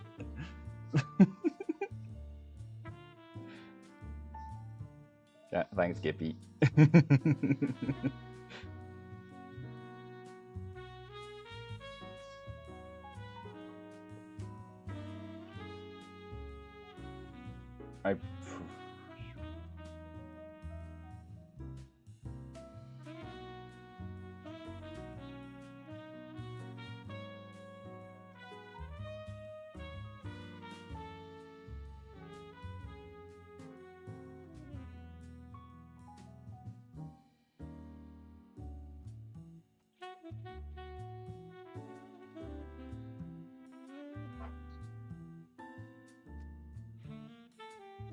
I will call you OD.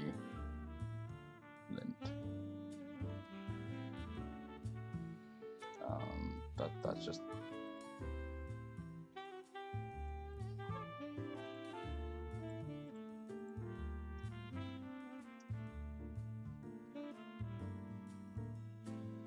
OD is a name I stole probably from some guy named in the textbook, and Flint is, I think, a fire type Elite 4 member in Sinnoh. Yes, that's who Flint is. Terrible hair, terrible team in Diamond and Pearl. 2 fire types. They made a fire type Elite 4 member in a region with 2 fire types. Which was not their smartest move, but...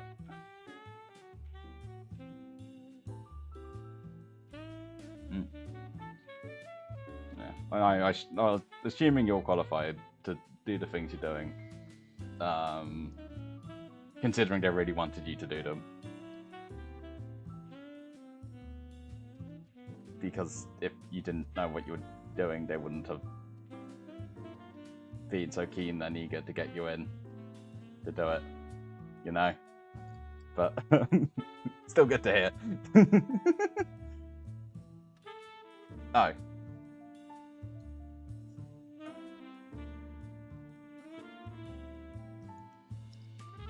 No, stay safe.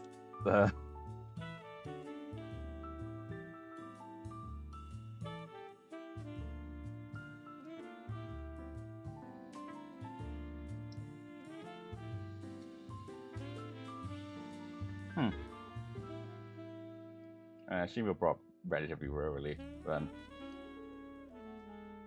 If I've lived relatively rurally my whole life, I don't really have animal experience, full stop.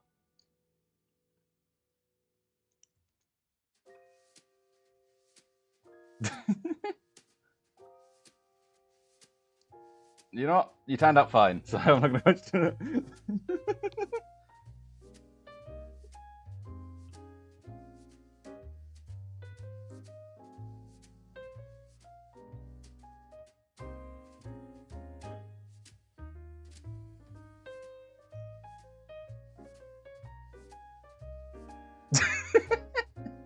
Probably give yourself more credit. I'm sure you're just being humble / the classic self-deprivation of people on the internet. Or just people in general. I don't know why it has to be on the internet.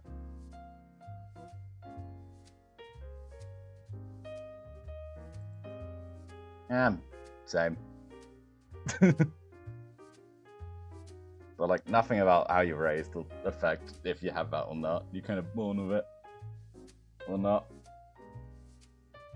I suppose some people in the more borderline areas could get a diagnosis because of just the changes in like modern society, etc. And there are conditions which present similarly to ADHD but aren't ADHD. But like if you got a diagnosis, you got a diagnosis. So there's nothing to say about the prickly subject for self-diagnosis because it is. Like, if you don't have money, it is kind of impossible to get a diagnosis, but at the same time, the level of validity of self-diagnosing varies wildly.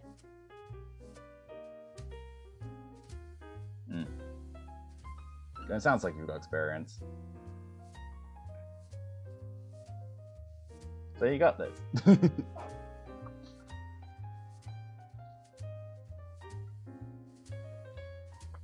No one cancel me for like having a very mild and undecided take on self-diagnoses, please. Thank you.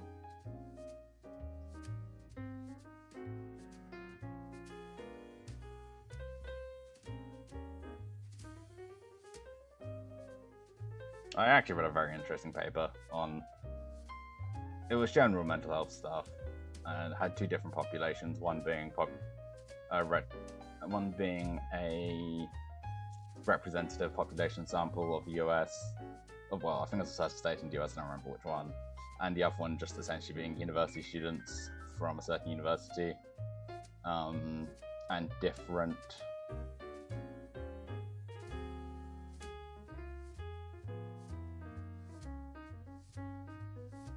what's it called? Conditions and how likely people were to be able to accurately self-diagnose compared to like actual clinical measures.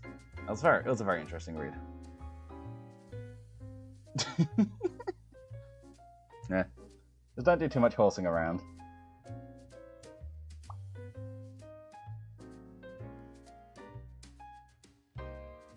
The brackets, I never do this normally.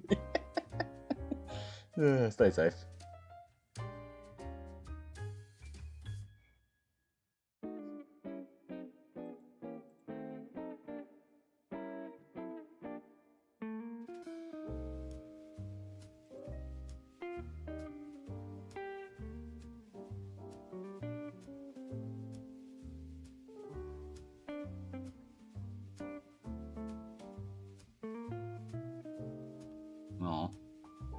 I never used to like horses very much when I was younger, but I have like no strong feelings about them. I think that's largely because like people riding horses.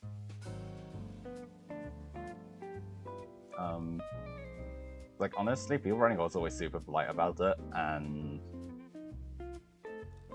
like, I don't know, I have no strong feelings towards horses either way anymore. It's also because horse girls were like, there was like a couple annoying horse girls back in primary school, so I think I was in secondary actually. There's just some annoying horse girls around as well, which didn't help.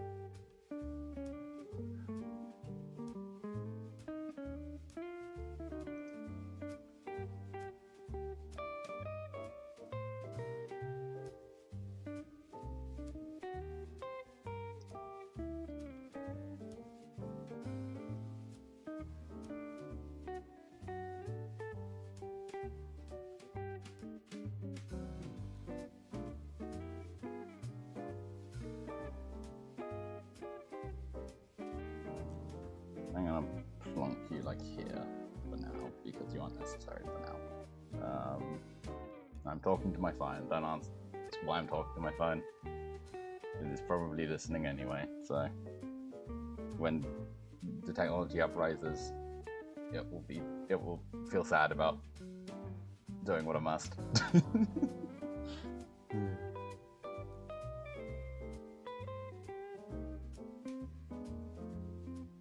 I feel like maybe I should have put the gore tag on. What does the gore tag entail? Let's take a look before I start writing. Staring or depictions of realistic death, violence, gore, extreme injury, or death.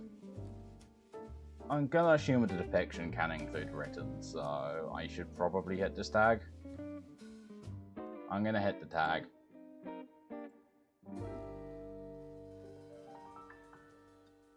This is a weird tag to have by itself, but it is D&D prep, and this might be brutal. So I feel like this is a very appropriate tag to keep on. Which might also kick out lurkers by accident, but oops. Sorry, lurkers. You have been purged.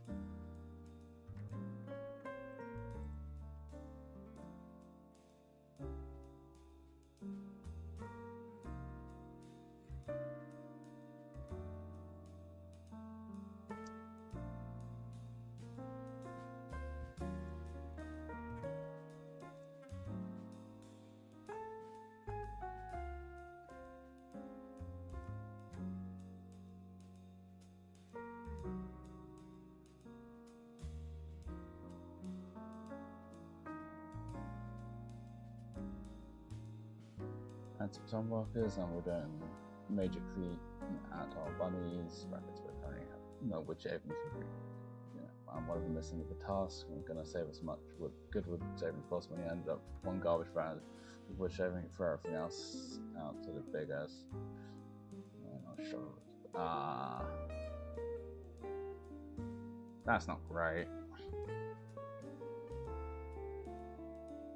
I suppose that's what happens when you just get random hires rather than people who know what they're doing. So cost-cutting corners has consequences. Something blame management.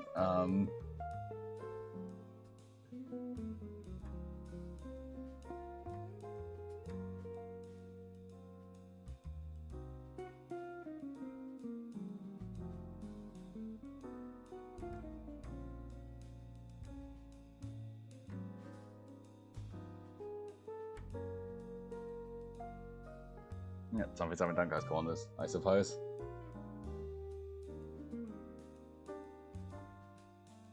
Oh yeah, like you're hiring 15-year-olds, and you probably gave them like a pet dog. So, oh, I see why I did that with a chat box, because this way it. Okay, well, I don't gotta be satisfied with a chat box either way, so I think it has to go up there. And it just has to be in front of the thing. As much as I don't like it being there, it needs to be. Yeah. That just, like, you can't blame someone. I mean, if they're in what do we over across the pond called university? Ah. Well, after 15 to 17, that would be like what we call college. Because we have like sixth form colleges type things where it's like 17, 18 type age, and then we have uni, which is like university. That's 18 plus.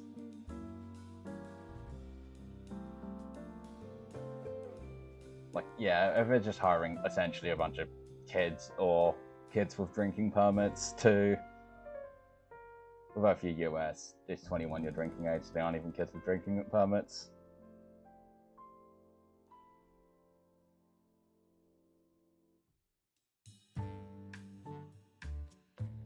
Yeah, well, that's on management. Unless you're part of management, but it doesn't sound like it. Would assume. I am not an expert in agricultural practices or again, you're not veterinary, but like I'm very much in this area.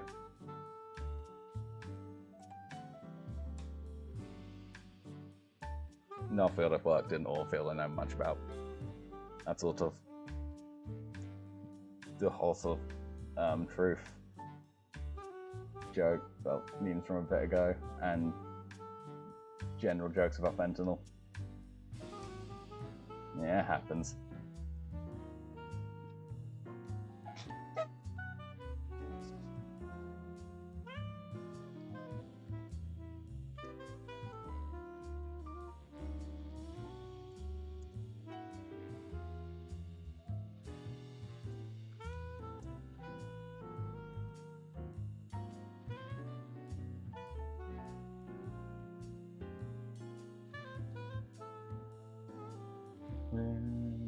What shape is it? Show up 42, 25. I'm not going to calculate how much weight it is in total. I don't know why my brain went there. Yeah, lift with your legs. I mean, I assume you know that if you do this, or like you have the power forklift certification or something like that. I guess no, you said move by hand. I guess by hand could still be with like a wheelbarrow or one of those. Not wheelbarrows, but like you lift up like barrels with them, sort of move around them above. I guess that still counts as by hand because you're not automating it. You just have like something to help you out. That isn't like, again, the forklift.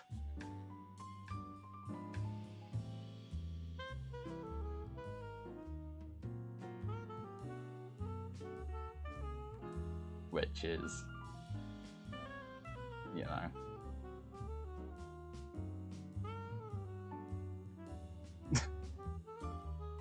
Yeah, just, you know, don't blow your back out, which can be used in the sus context, but it isn't at this time because, yeah,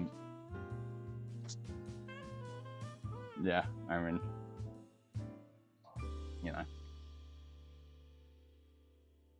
back injuries are major, and back pain is a major source of disability. Like, you know, lift with your legs. I'm sure you know that, but just in case, you yeah. Take care of yourself. It's always number one priority because, or at least like top three.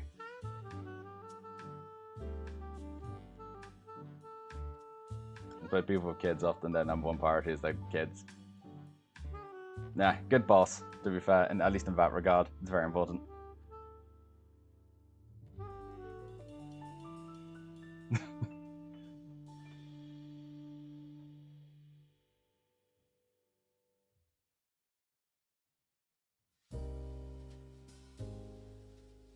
Yeah, makes sense, makes sense. Then nurses tend to be very good about that sort of stuff. I've done some like voluntary stuff, healthcare wise, so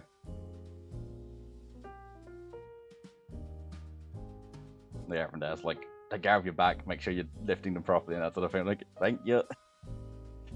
I don't know what I'm doing anyway, but thank you.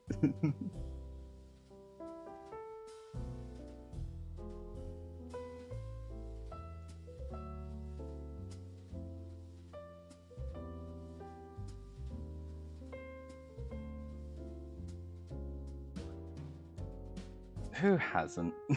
being an idiot or not.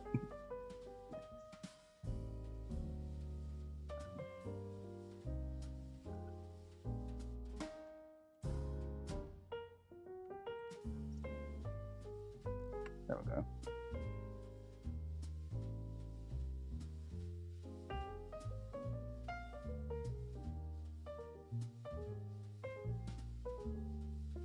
Ow. A, ow, and B, how hot was that tea? Like, steam burns are like, owie, proper. I suppose, like, it's probably not boiling water, like, 1st-degree stuff. Like, it's like, properly. I mean, yeah, around that to boil, but, like, there's the actual pour just boiled water on you, which, like, very much gives you 3rd-degree burns, and not that exactly.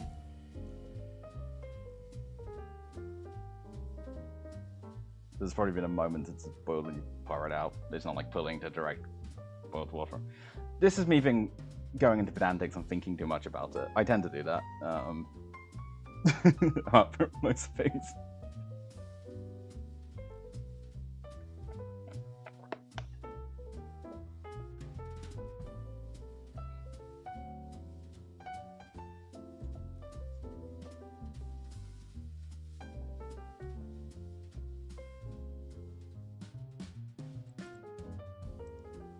Just gonna check I have that definition correct.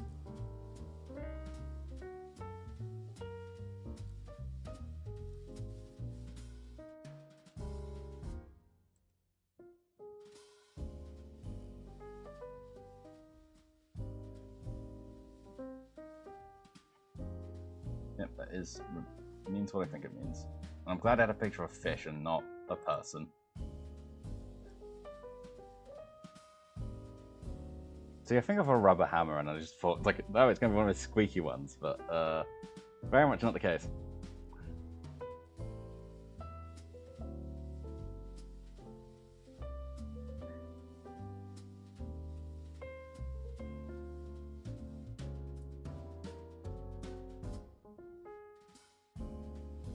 Ow. I don't think accidentally kicked a rock counts as being an idiot. I think it just counts as being clumsy. I assume smashing your phone with a hammer does.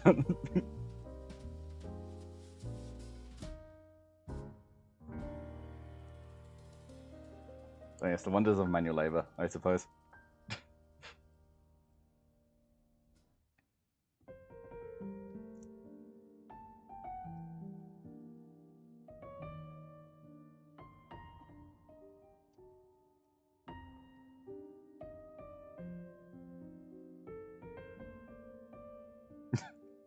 Going through memory lane.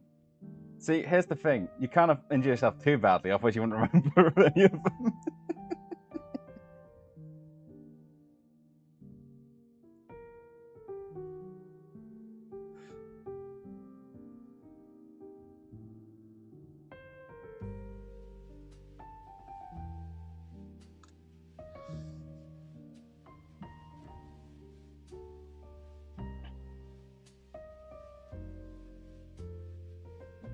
Oh, I imagine that's a great fun bit of anything with animals is just...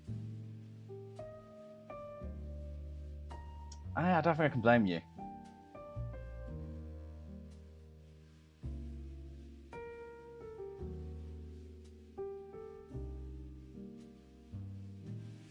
I can't blame Red Tilted. Yeah.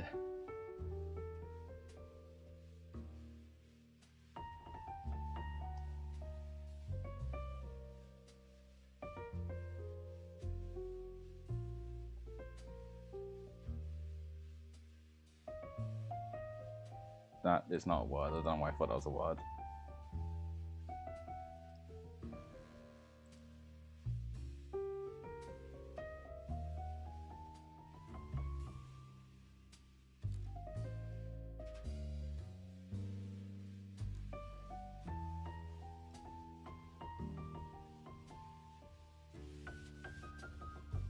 Saltstone? I'm not sure what the shop stones are.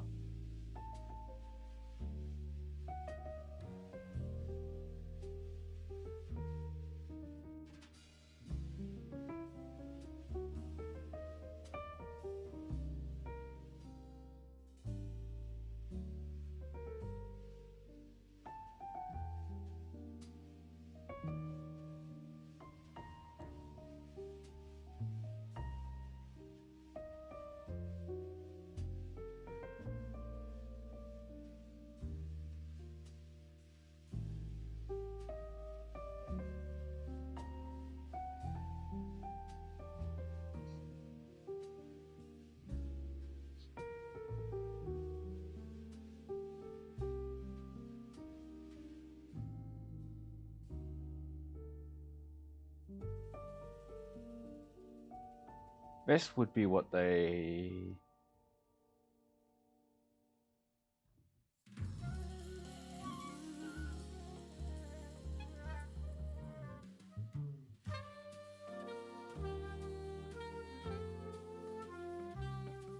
I'm gonna assume lick stone meaning a lick, stone you lick. Or like, they lick. For salt. Making it a salt stone.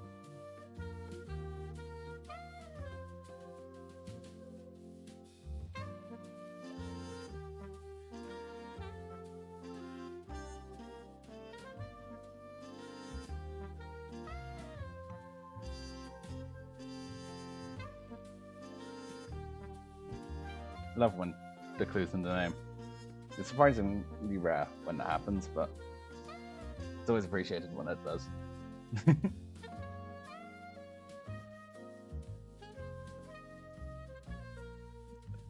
still don't know the guy's name, they haven't asked. Aw, look at the little snowman.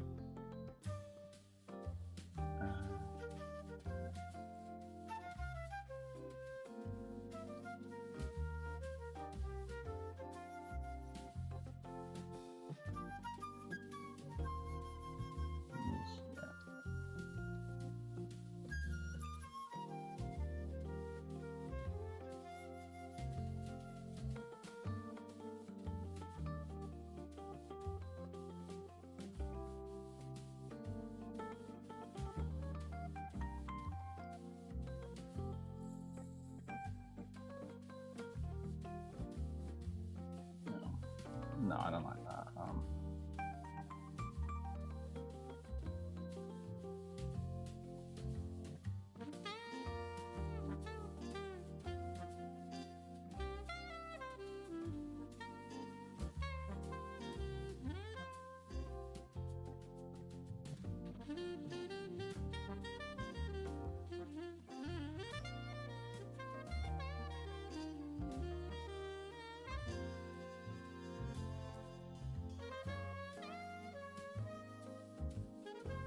Crap, I need to prepare. I forgot. How did I forget? Or do I just improv it? This is a very improbable thing.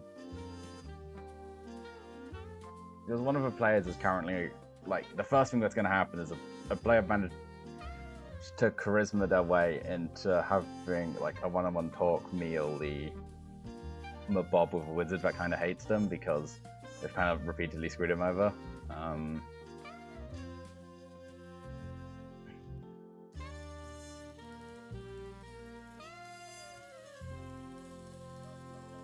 Which is interesting, to say the least, because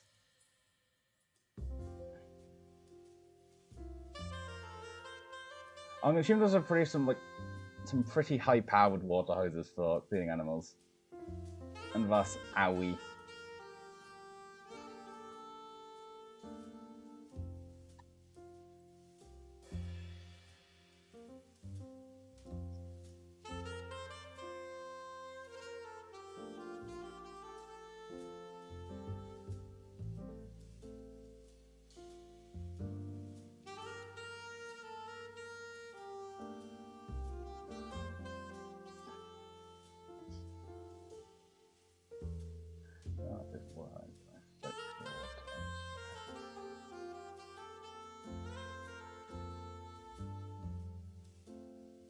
Oh, as in like it and smackaroonie rather than. So we like hit it on and it went and like a high pressure beam, but it just sort of went like a whip smack. I see.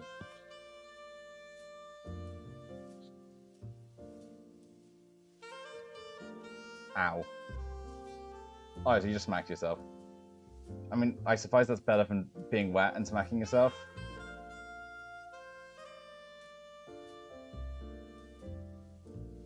Also adds in like 30 seconds if I reel. I can never tell you if I reel, I can just tell you what Twitch tells me. I don't think they're real. They might be this time, who knows? Who knows indeed.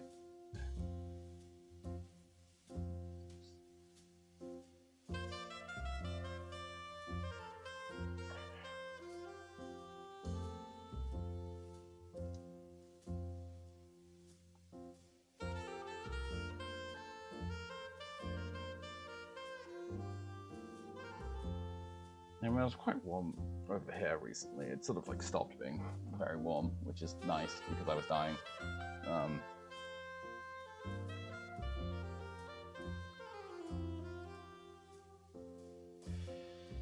It doesn't look like AHHHHH is real from my AHHHHH detector. But let me know if it is. I guess you wouldn't be hearing this if you're in AHHHHH.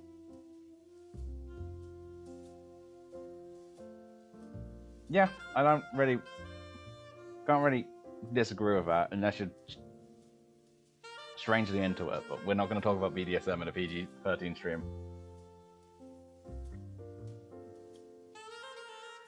I guess I kind of did, and I guess it really isn't PG-13 considering I was written about some guy getting disemboweled, but it's fine.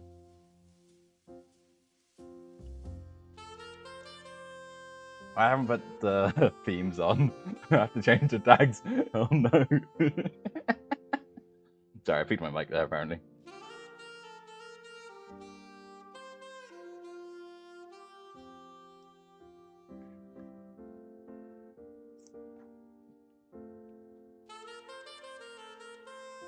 I need to change my goals to be updated because I hit that recently, which was huge.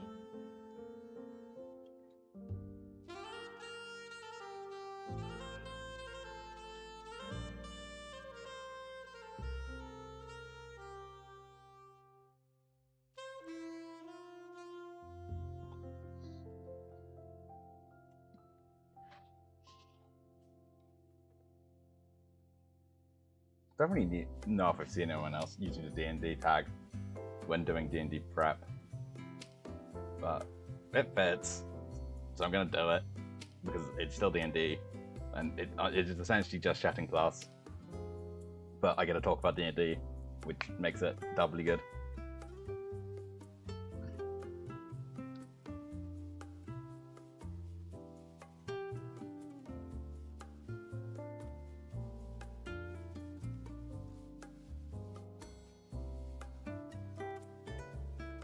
Make them they could just be a farmer, but I'm gonna make them a baker. Yeah, if you need to go to bed because you got work tomorrow, it's been nice meeting you. Thank you for stopping by. Get some good sleep, and yeah, good luck with work tomorrow, and try not to hit the crown jewels again.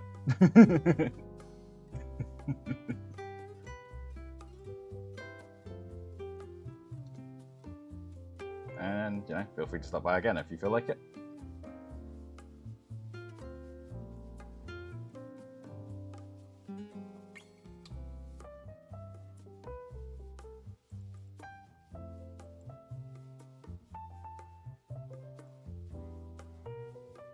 That feels wrong. I'm going to double check that spelling because the spelling feels incorrect. No, it's correct.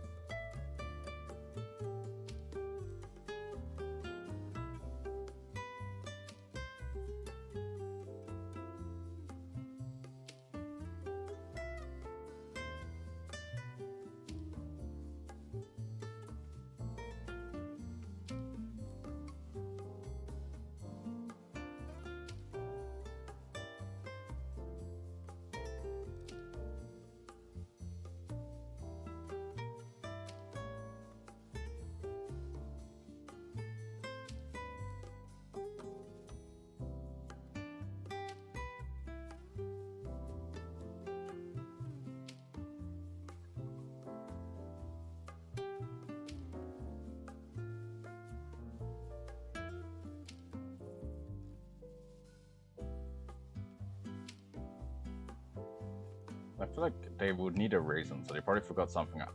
Although the bakery probably would be their home, considering the setting. So...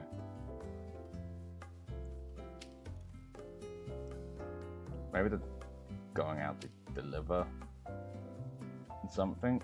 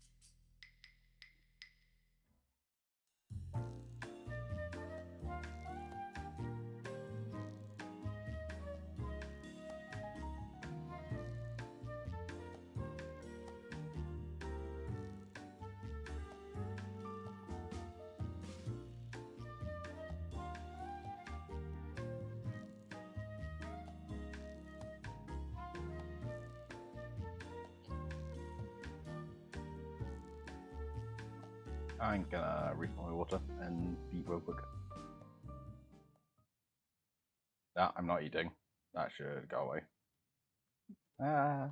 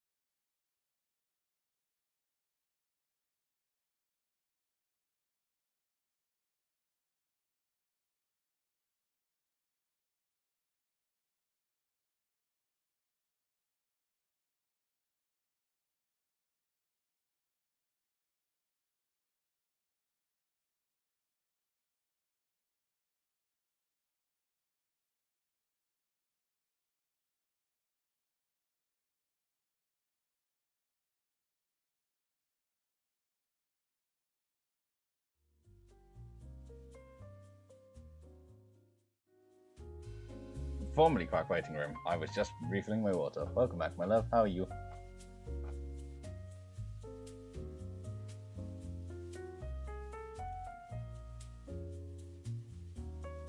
Oh, who's in?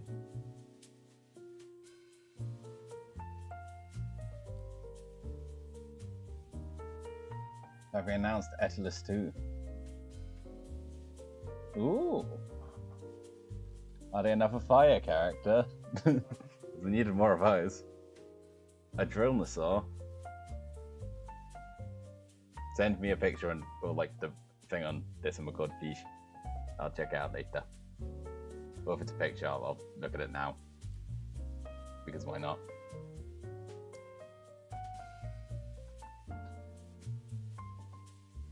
Yeah, that one was bad. Eh.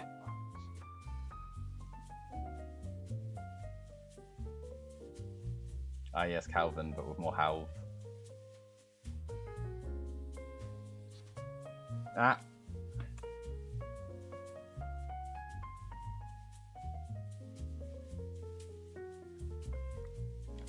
Okay. Ah.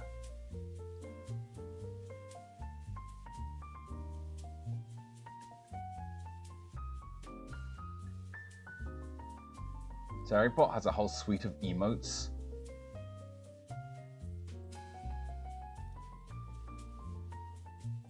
I mean, sure, I guess you can sub to Zarybot if you want to be nice to the creators and get a bunch of emotes.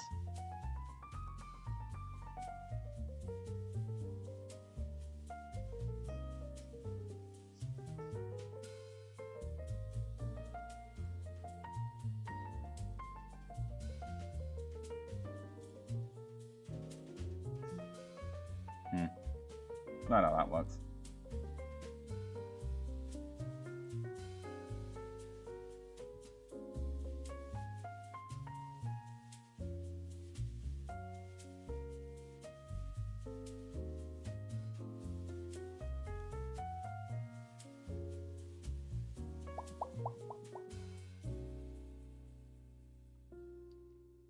Where is my brain?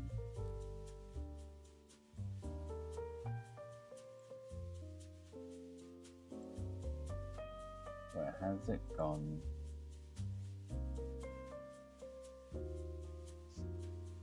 Huh, I might have changed that.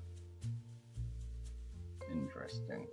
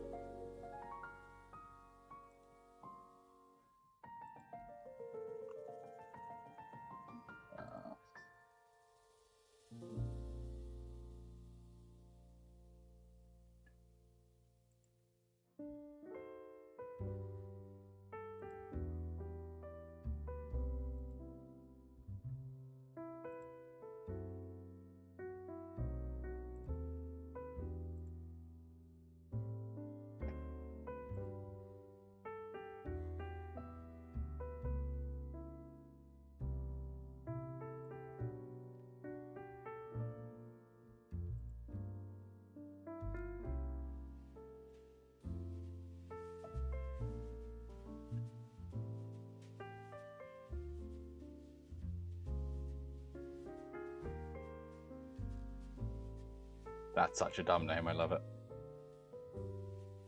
And this is a fancy name generator name. Rompus Baffle Crack.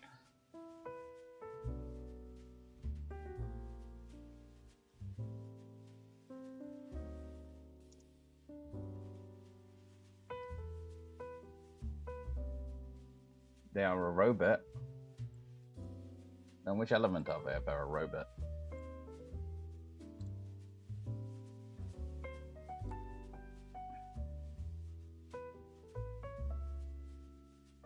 Makes sense to drills. But as the snake, it was a...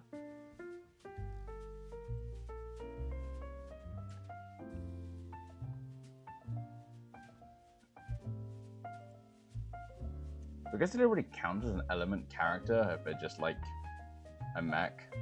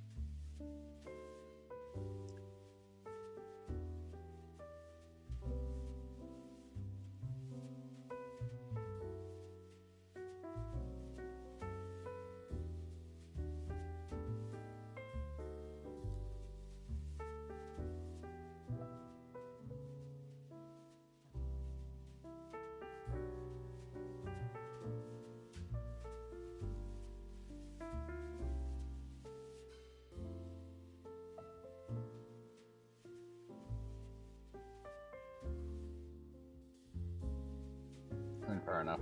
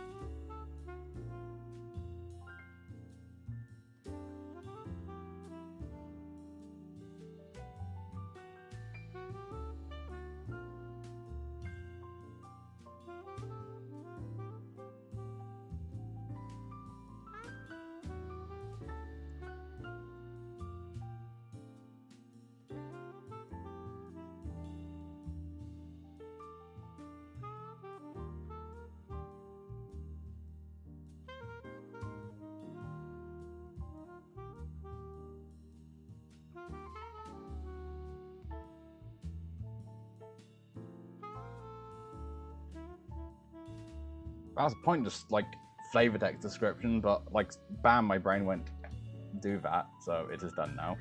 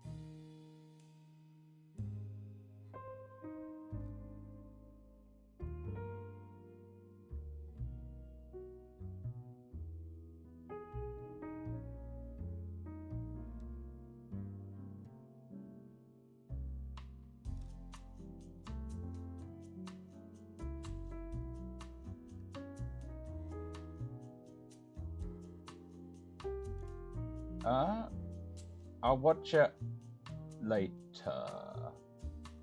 cause I don't want to like deal with the whole copyright sound emobobs. You know, but I will watch it.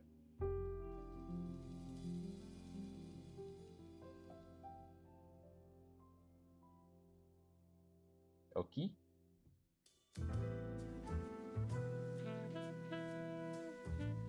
Is that acceptable to you, my love? Or must I throw this mud right at you? Mwahahaha.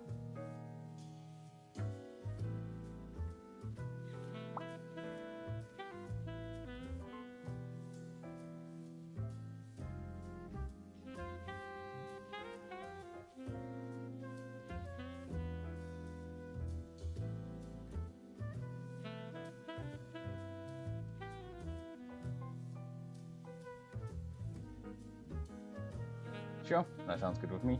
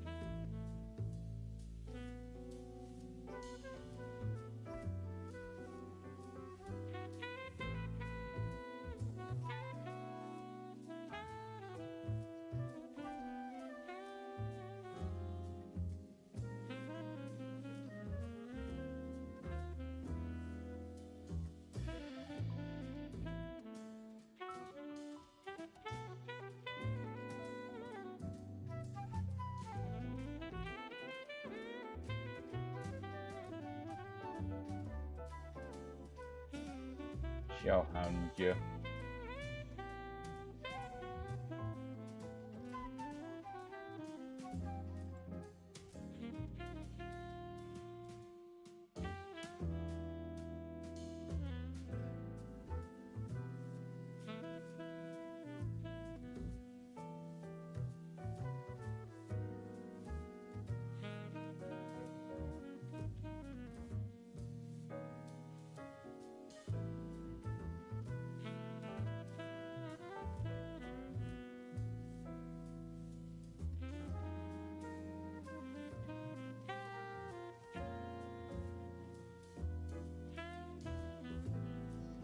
Ah, bye bye version.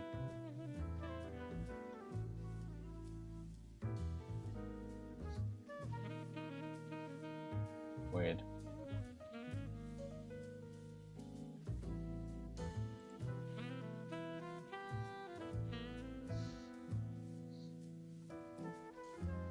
Undersköldar meditate.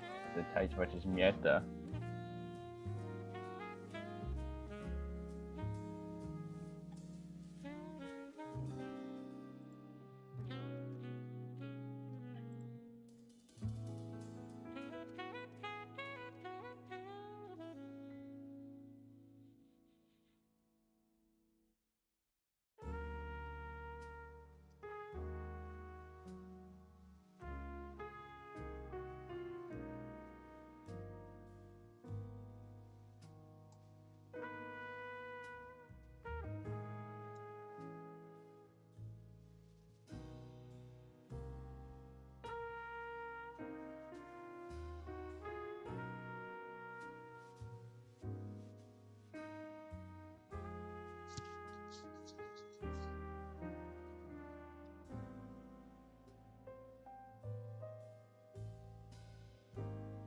Cambridge.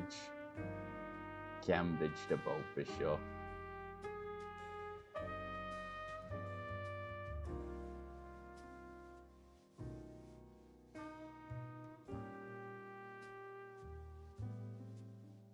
With at least one Y. This is a Cambridge.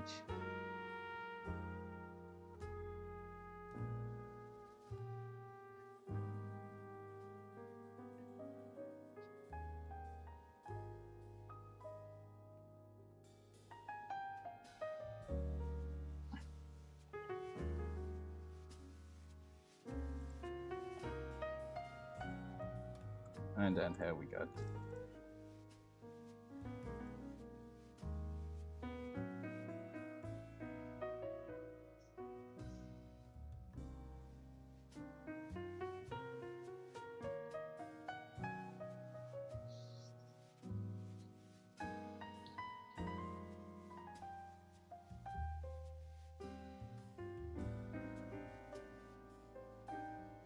I could use some random, like, encountery ideas that aren't, like, combat-y. I can pretty easily conjure up some combat-y encounters. I should also find that, like, fun forest floor map.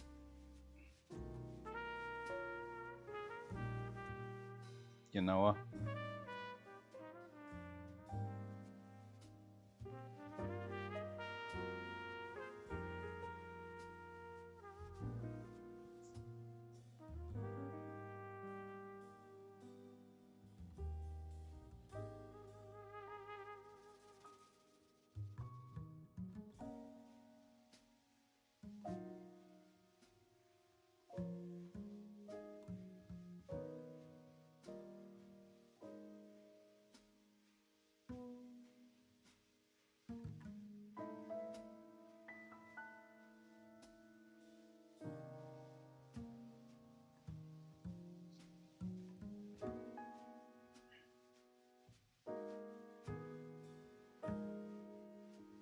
Do Dragonborn have dark vision?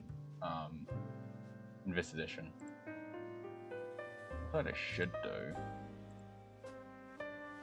They do.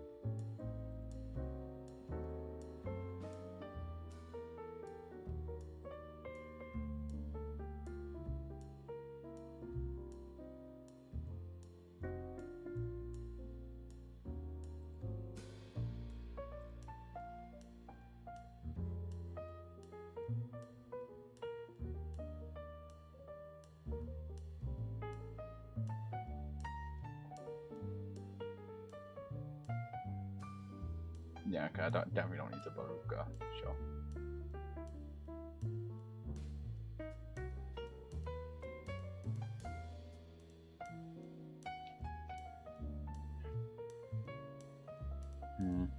Use a Shadow Demon and like some dredges.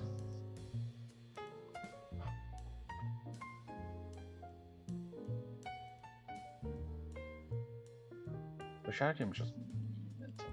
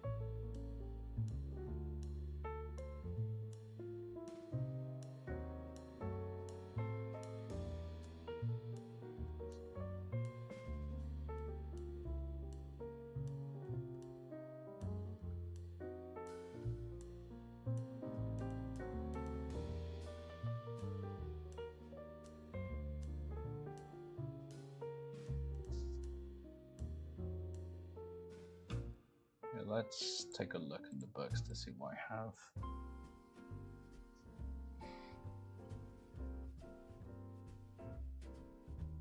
I can have access to the Shadow Demon.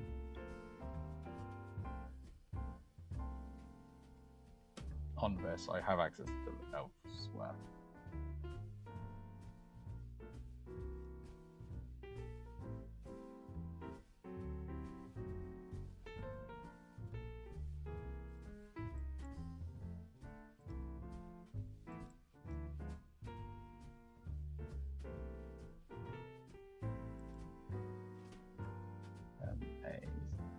Yes, I can have it for free.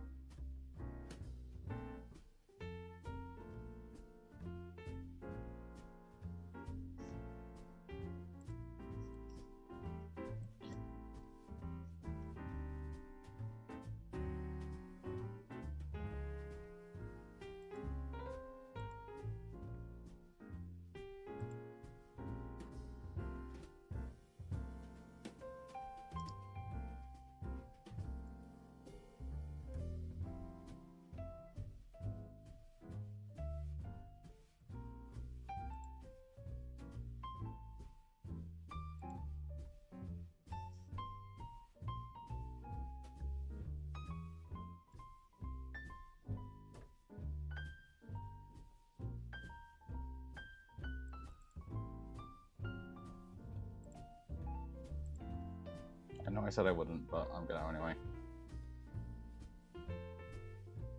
Wahahaha. No one can stop me.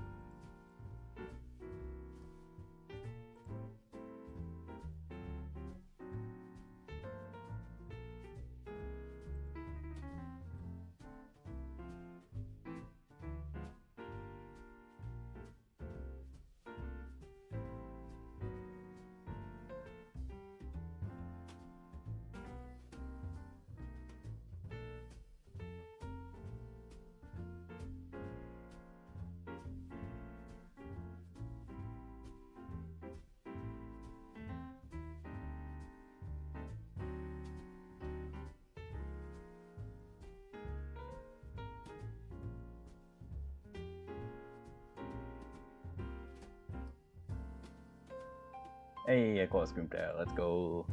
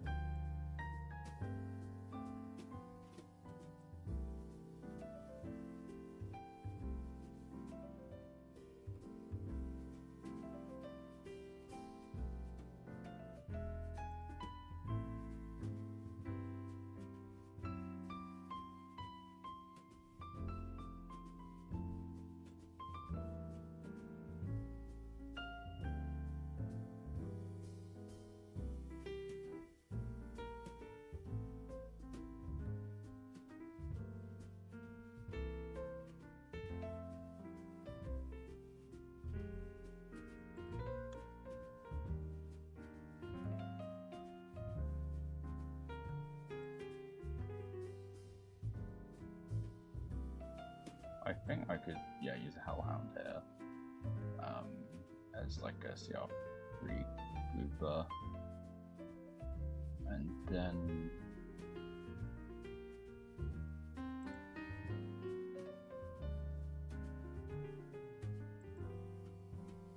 you have like a bunch of dredges spawning.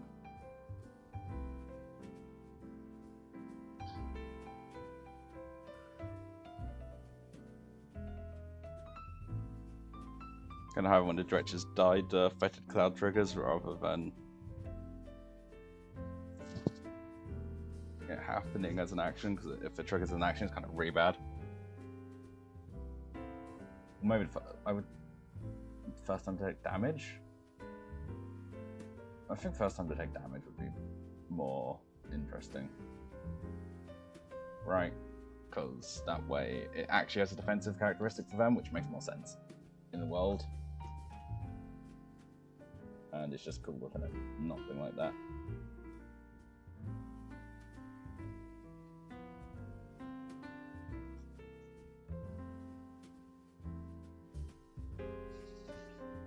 I like the item more.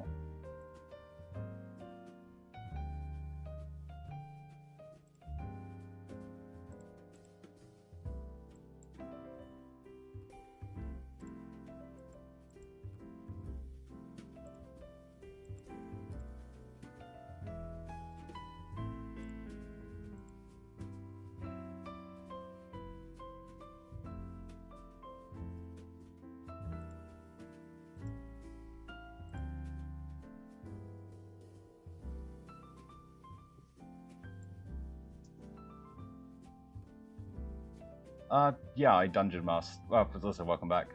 Yeah, I dungeon master when running. It's why I need to build a prep work in. I'm currently just balancing encounters at the moment. / thinking through what I want to do, because otherwise this is going to be a very... Combat takes a while, and it's a good way of padding out a session, essentially, and combat is like a lot of meat and potatoes of the game, especially rules-wise. So I'm thinking up an encounter where instead of it being a symbol to tribute, it could be a misfunctioning like summoning circle, and then I could have an encounter where until they can get rid of that, they have to... Well, like a certain enemy is sort of functioning as a summoning thing for a lot of like significantly weaker enemies, and if they can get rid of it while it's guarding a thing, don't know how I would want to do this, because I would still like it being able to move rather than just have to guard a circle, because otherwise it's very easy to range cheese it. Because the things it's going to summon aren't going to be particularly strong, but at the same time, it would make sense if it either has to stay still and guard it, or people will be able to try and remove the summoning aspect.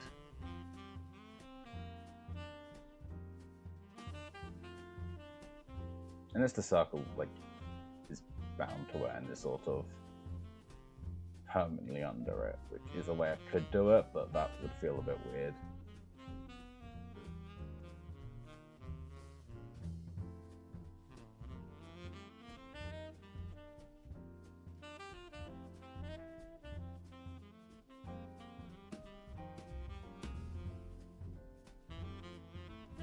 I think I will actually have it as... I mean, you try not to die. And I try to make sure they don't die, but while trying to threaten their life, which is an interesting balancing act, to make things challenging but not trivial, where I can threaten them, but not lethally. Alternatively, I have the summoning thing just kind of there, and it is something that can take damage, and it's on the map, and they can hurt it. So they kind of want to destroy the summoning thing before it's too much of a problem. But it initially summons something to protect it that's more beefy, and then it just starts spewing out some very low level enemies that don't really matter. I kind of like that idea. I will need a map for it, but I like this concept.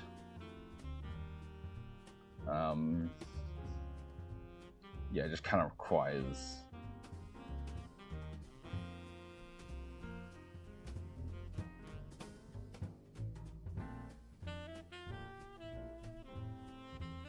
I mean, this is a map I have saved. I don't think this one's a very big map, so it doesn't really work. No, I think this map's too small.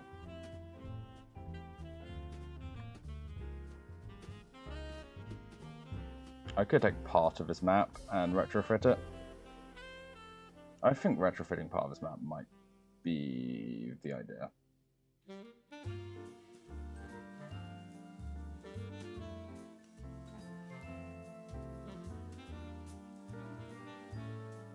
And just hoping they don't notice, essentially.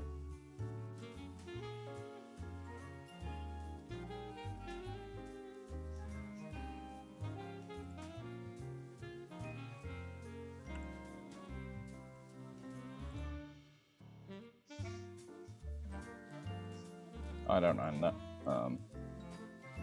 There's effects. What's this? That's cool. I didn't know that existed.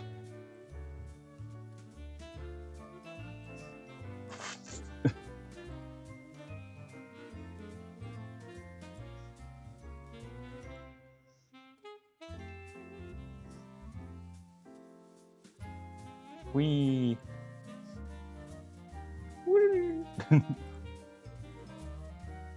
can have a beam. There's a rocket. Pew! It explodes. Oh, there's how much more? Oh, a bunch more things. Bubbling. Wee. Splatter. It's a missile, like it just... Pyong. That's cool.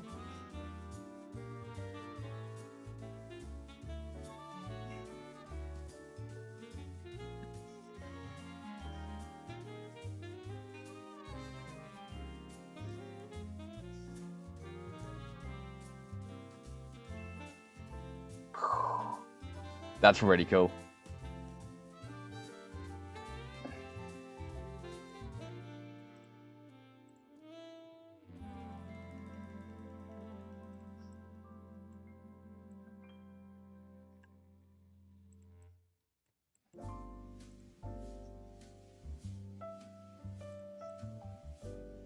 Young.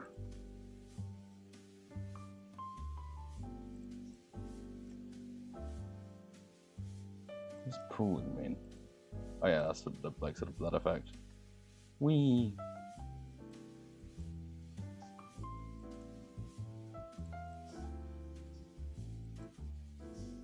So you can do some fun effects with this.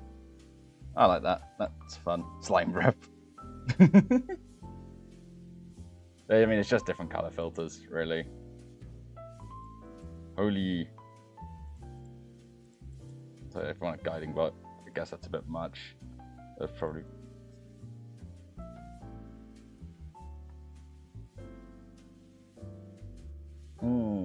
Thanks for the bets. Fuel. Where's missiles? Probably missile.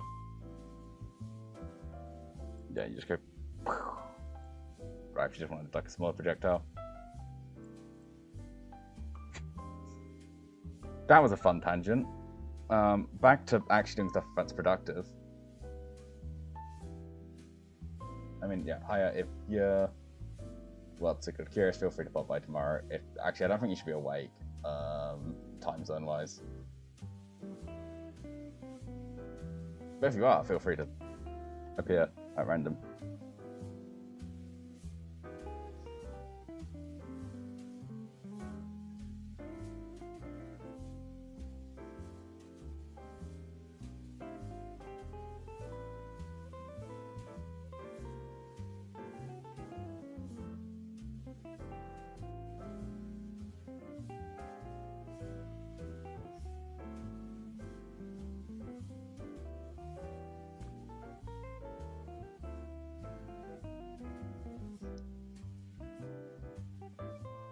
Yeah, I don't think my desire to be lazy and reuse this map would work. I've decided. I'm sure I could do the map making bit off stream, because that sounds annoying to do now. And this doesn't seem about right, it would have to be some housing off, but I think I'll create a page just to think out this encounter, at least.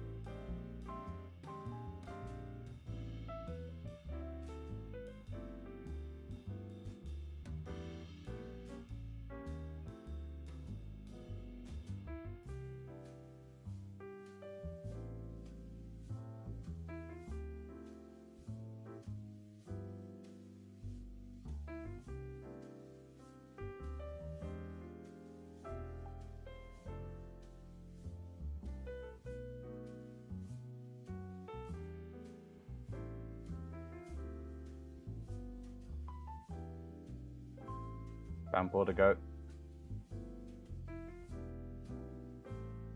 Essentially, these are things I know exist.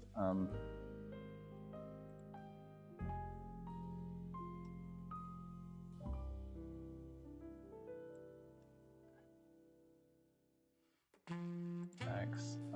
Boop, it is token layer. Now, if I have a hellhound, and then was the little demonic goobers, who I'm going to do slightly differently just to make them essentially a lot cooler.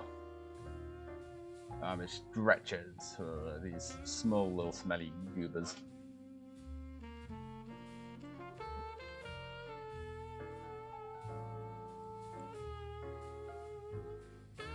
Load. Wonderful.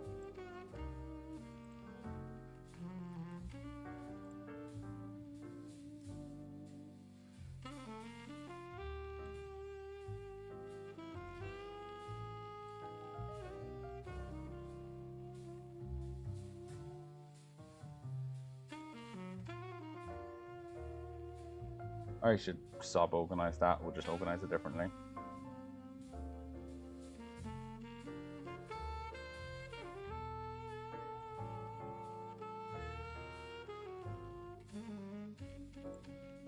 By Pampor will be missed. So essentially I'll probably have this Goober and then I'll have like 2 of these spawning. Or I could do a D4. D4 sounds significantly funnier and significantly more horrific. But again, you guys are kind of bulky, so maybe I do 1 or D4 minus 1. Just to be safe. Or I spawn 2 initially and then I do a D4 minus 1 per round.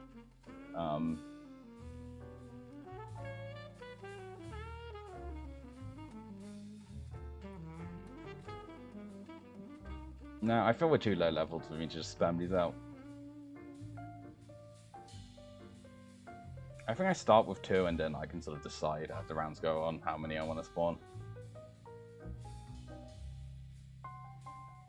Because they could just Nova and murderize the other Goober. But if it's guarding something, I'm going to need to think it's guarding. To exist and have like armor class. And I know there are rules for item hit points.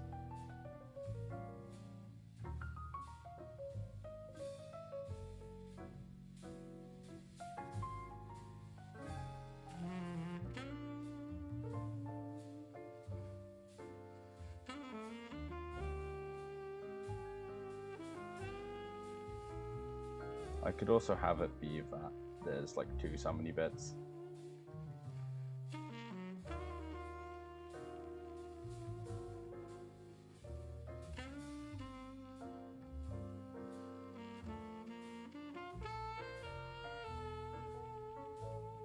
That could be a shout. Or just a handful of things to break. I don't know.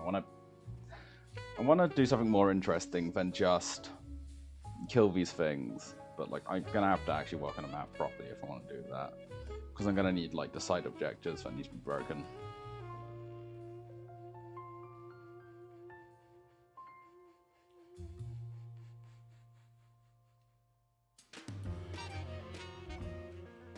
Right.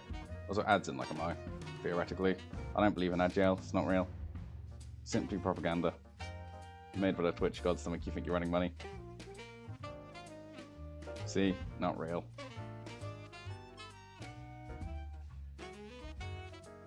I think. Is that jail real? Who knows?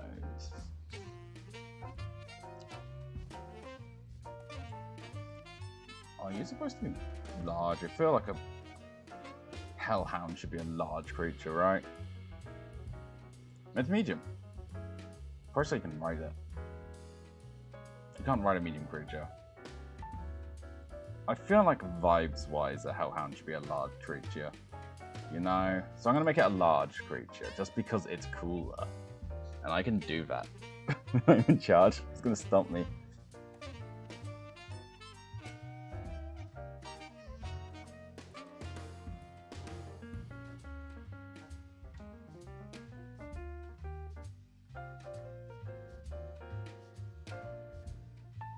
So I guess I would be changing that to a summoning circle. I feel like if I move the body, more blood falls down, which causes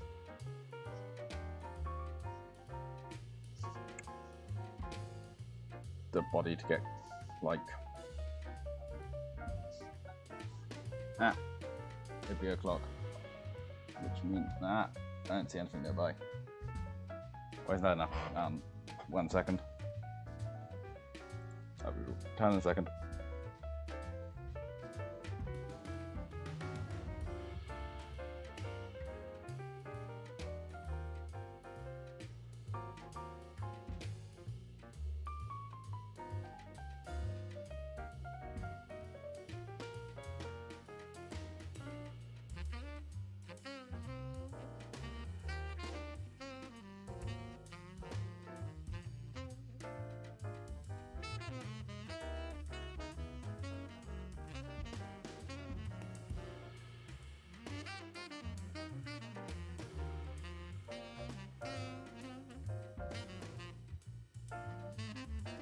Okay, so it could be summoned with like a crystal on it, right?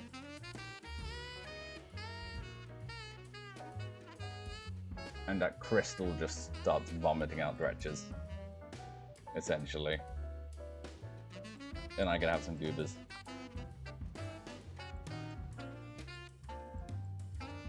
And when they get spawned within 5 feet and they can go "Arr, arr, arr, arr, arr," and they do their things, which aren't particularly effective things, but like it's an enemy and I'm gonna do Fetch a Cloud when they first get hit.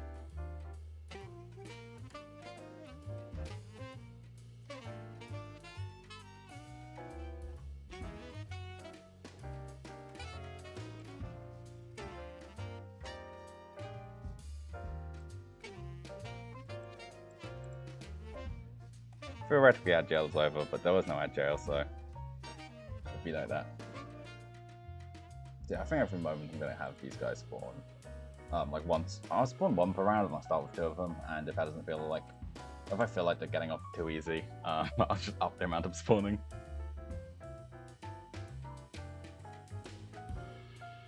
So I'm gonna change this,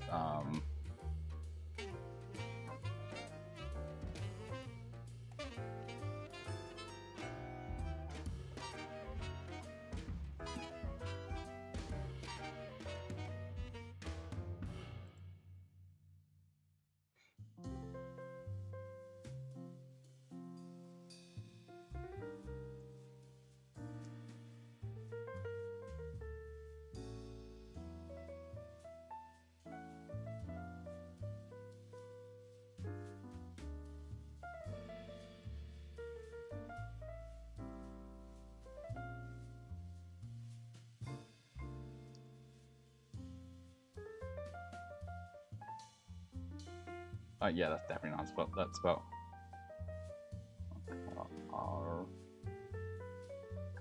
No.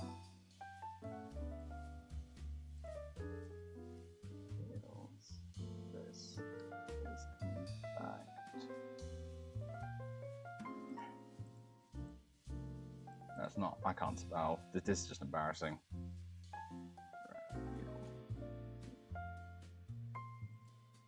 This is in fact an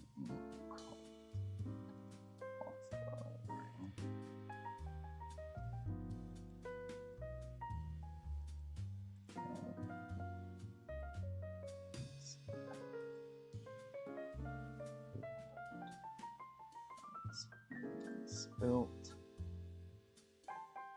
That's not how it's spelled either. Thank you, me. They're missing.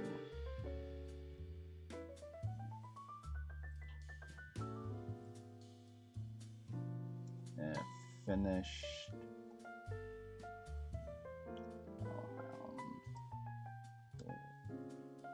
Dark. Now on back. Someone with 2 inches. Brackets. On first damage, not as action, which is a buff to them, but it's just so much cooler, and it actually acts as like a instinctive defense, as I've yapped on about multiple times.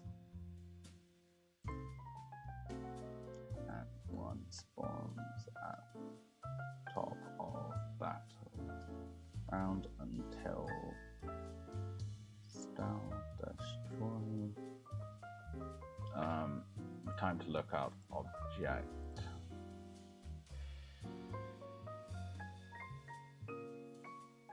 Okay, I do know again as well.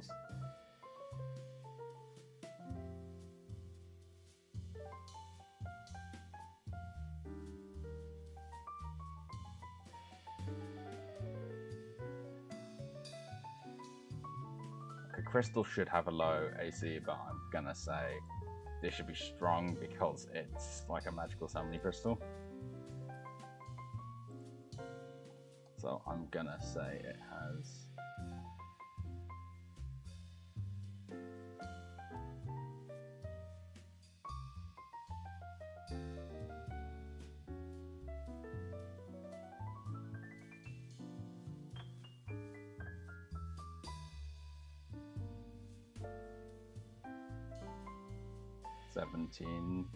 AC and sure. Well, the tank is for a large object. I want this thing to like be bulky, so do I want it to be bulky? Yeah, sure. HP. Like, if it's a problem, I can say it breaks quicker. Right. Right, B push. I'm gonna assume that's a yes, because that seems about correct.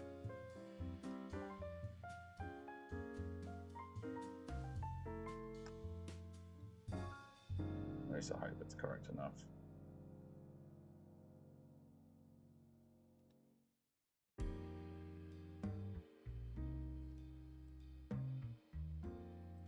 I think it's correct enough.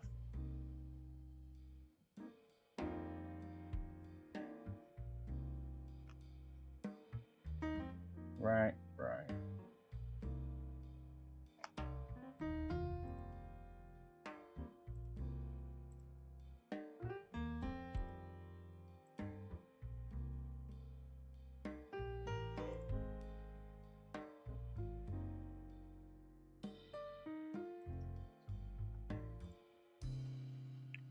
So I can't be bothered to do a map now, and I've rejiggled the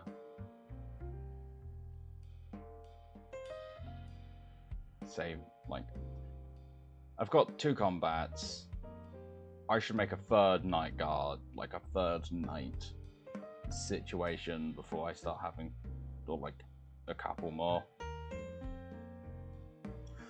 You know, no, I will make the 4th night a very easy time to track.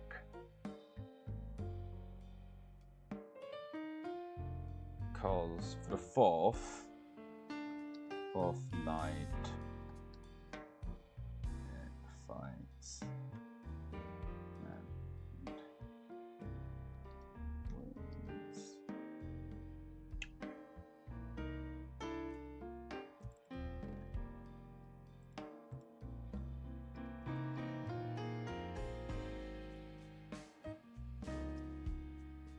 Trail back to then, so low EC to track, and I'll put like a 5th night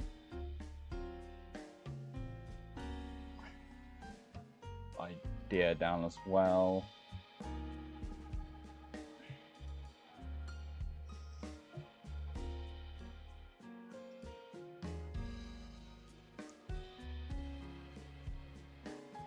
I'll do a 5th night tag tavern just so like this should really be like done by then.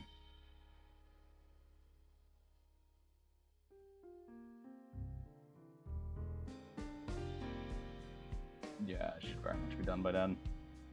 At least that's what I'll hope.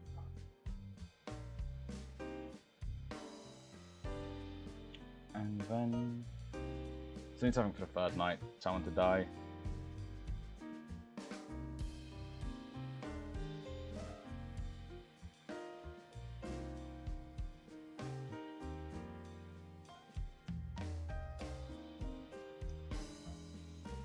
Oh, first last, oh.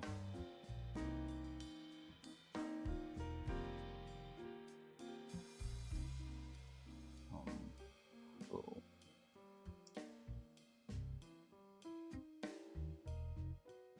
I did say I wouldn't do that.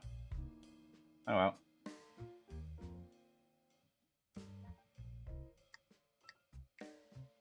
Brain, think, yes, moment.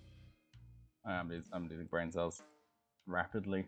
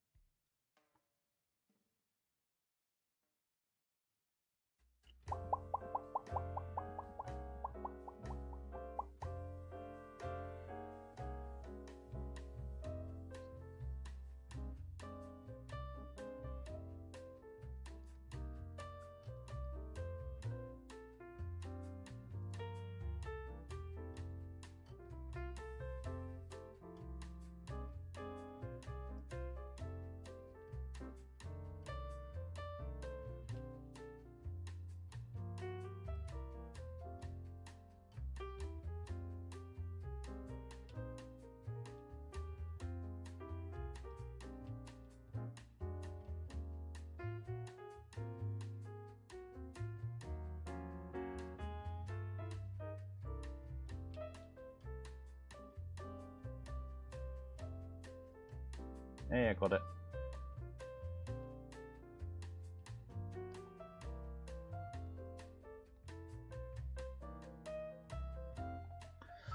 I'm kind of tired. I wonder if anyone else is doing something I can interrupt.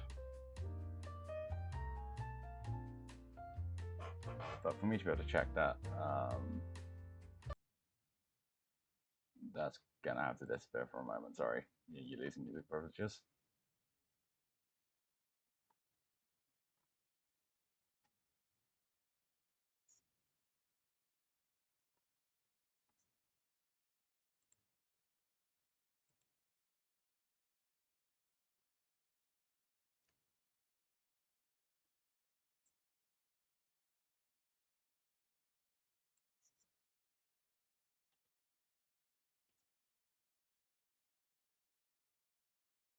Hmm.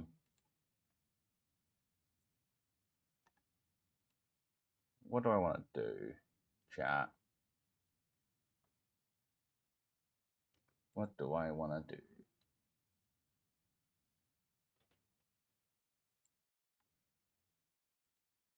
Because I'm getting kind of tired to do prep more. And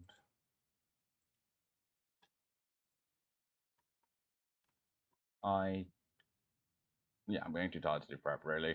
So I maybe go do something else. I'm probably gonna go do something else for a little bit and then sleep.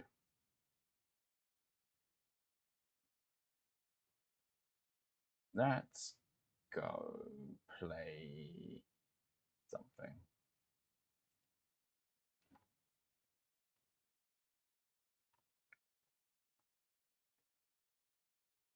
So let's get the blank screen real quick.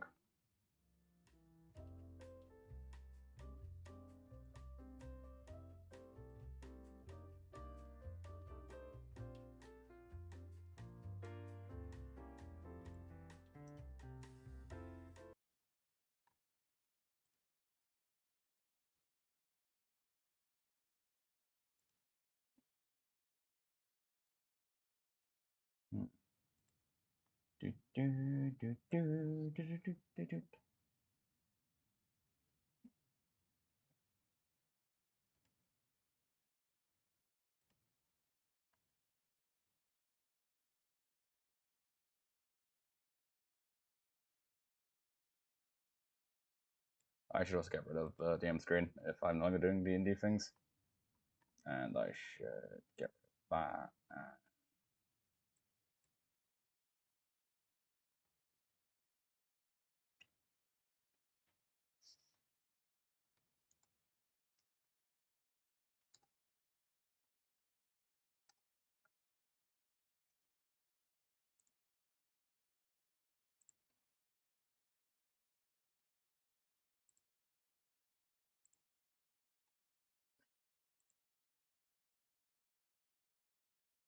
Done.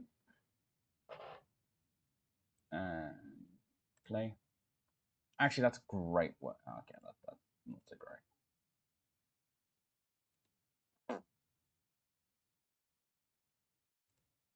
Good work, game.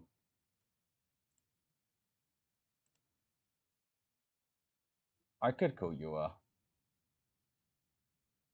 you know what? Sure. Honestly, I'm happy to do that instead of so let's undo the changes and just say D&D prep and get rid of that and go back to that and hit done. And then we're just going to stay in this category and just leave right out on this, I suppose. Because, yeah, I didn't get to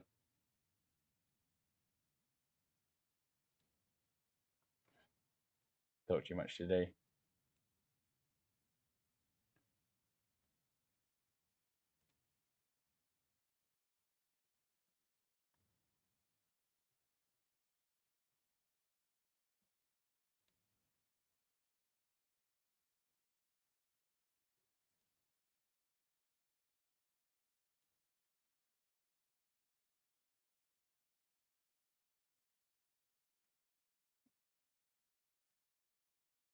Mm-hmm.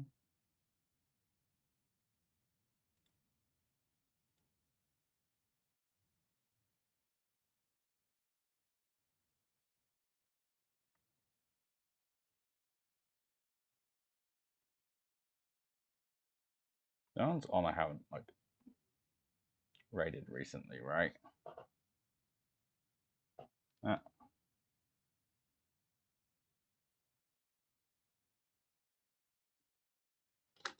What's the issue here?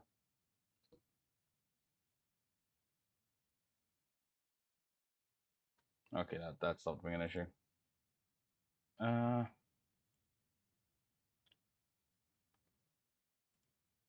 Yeah, I can go to Graham. Tactical dice or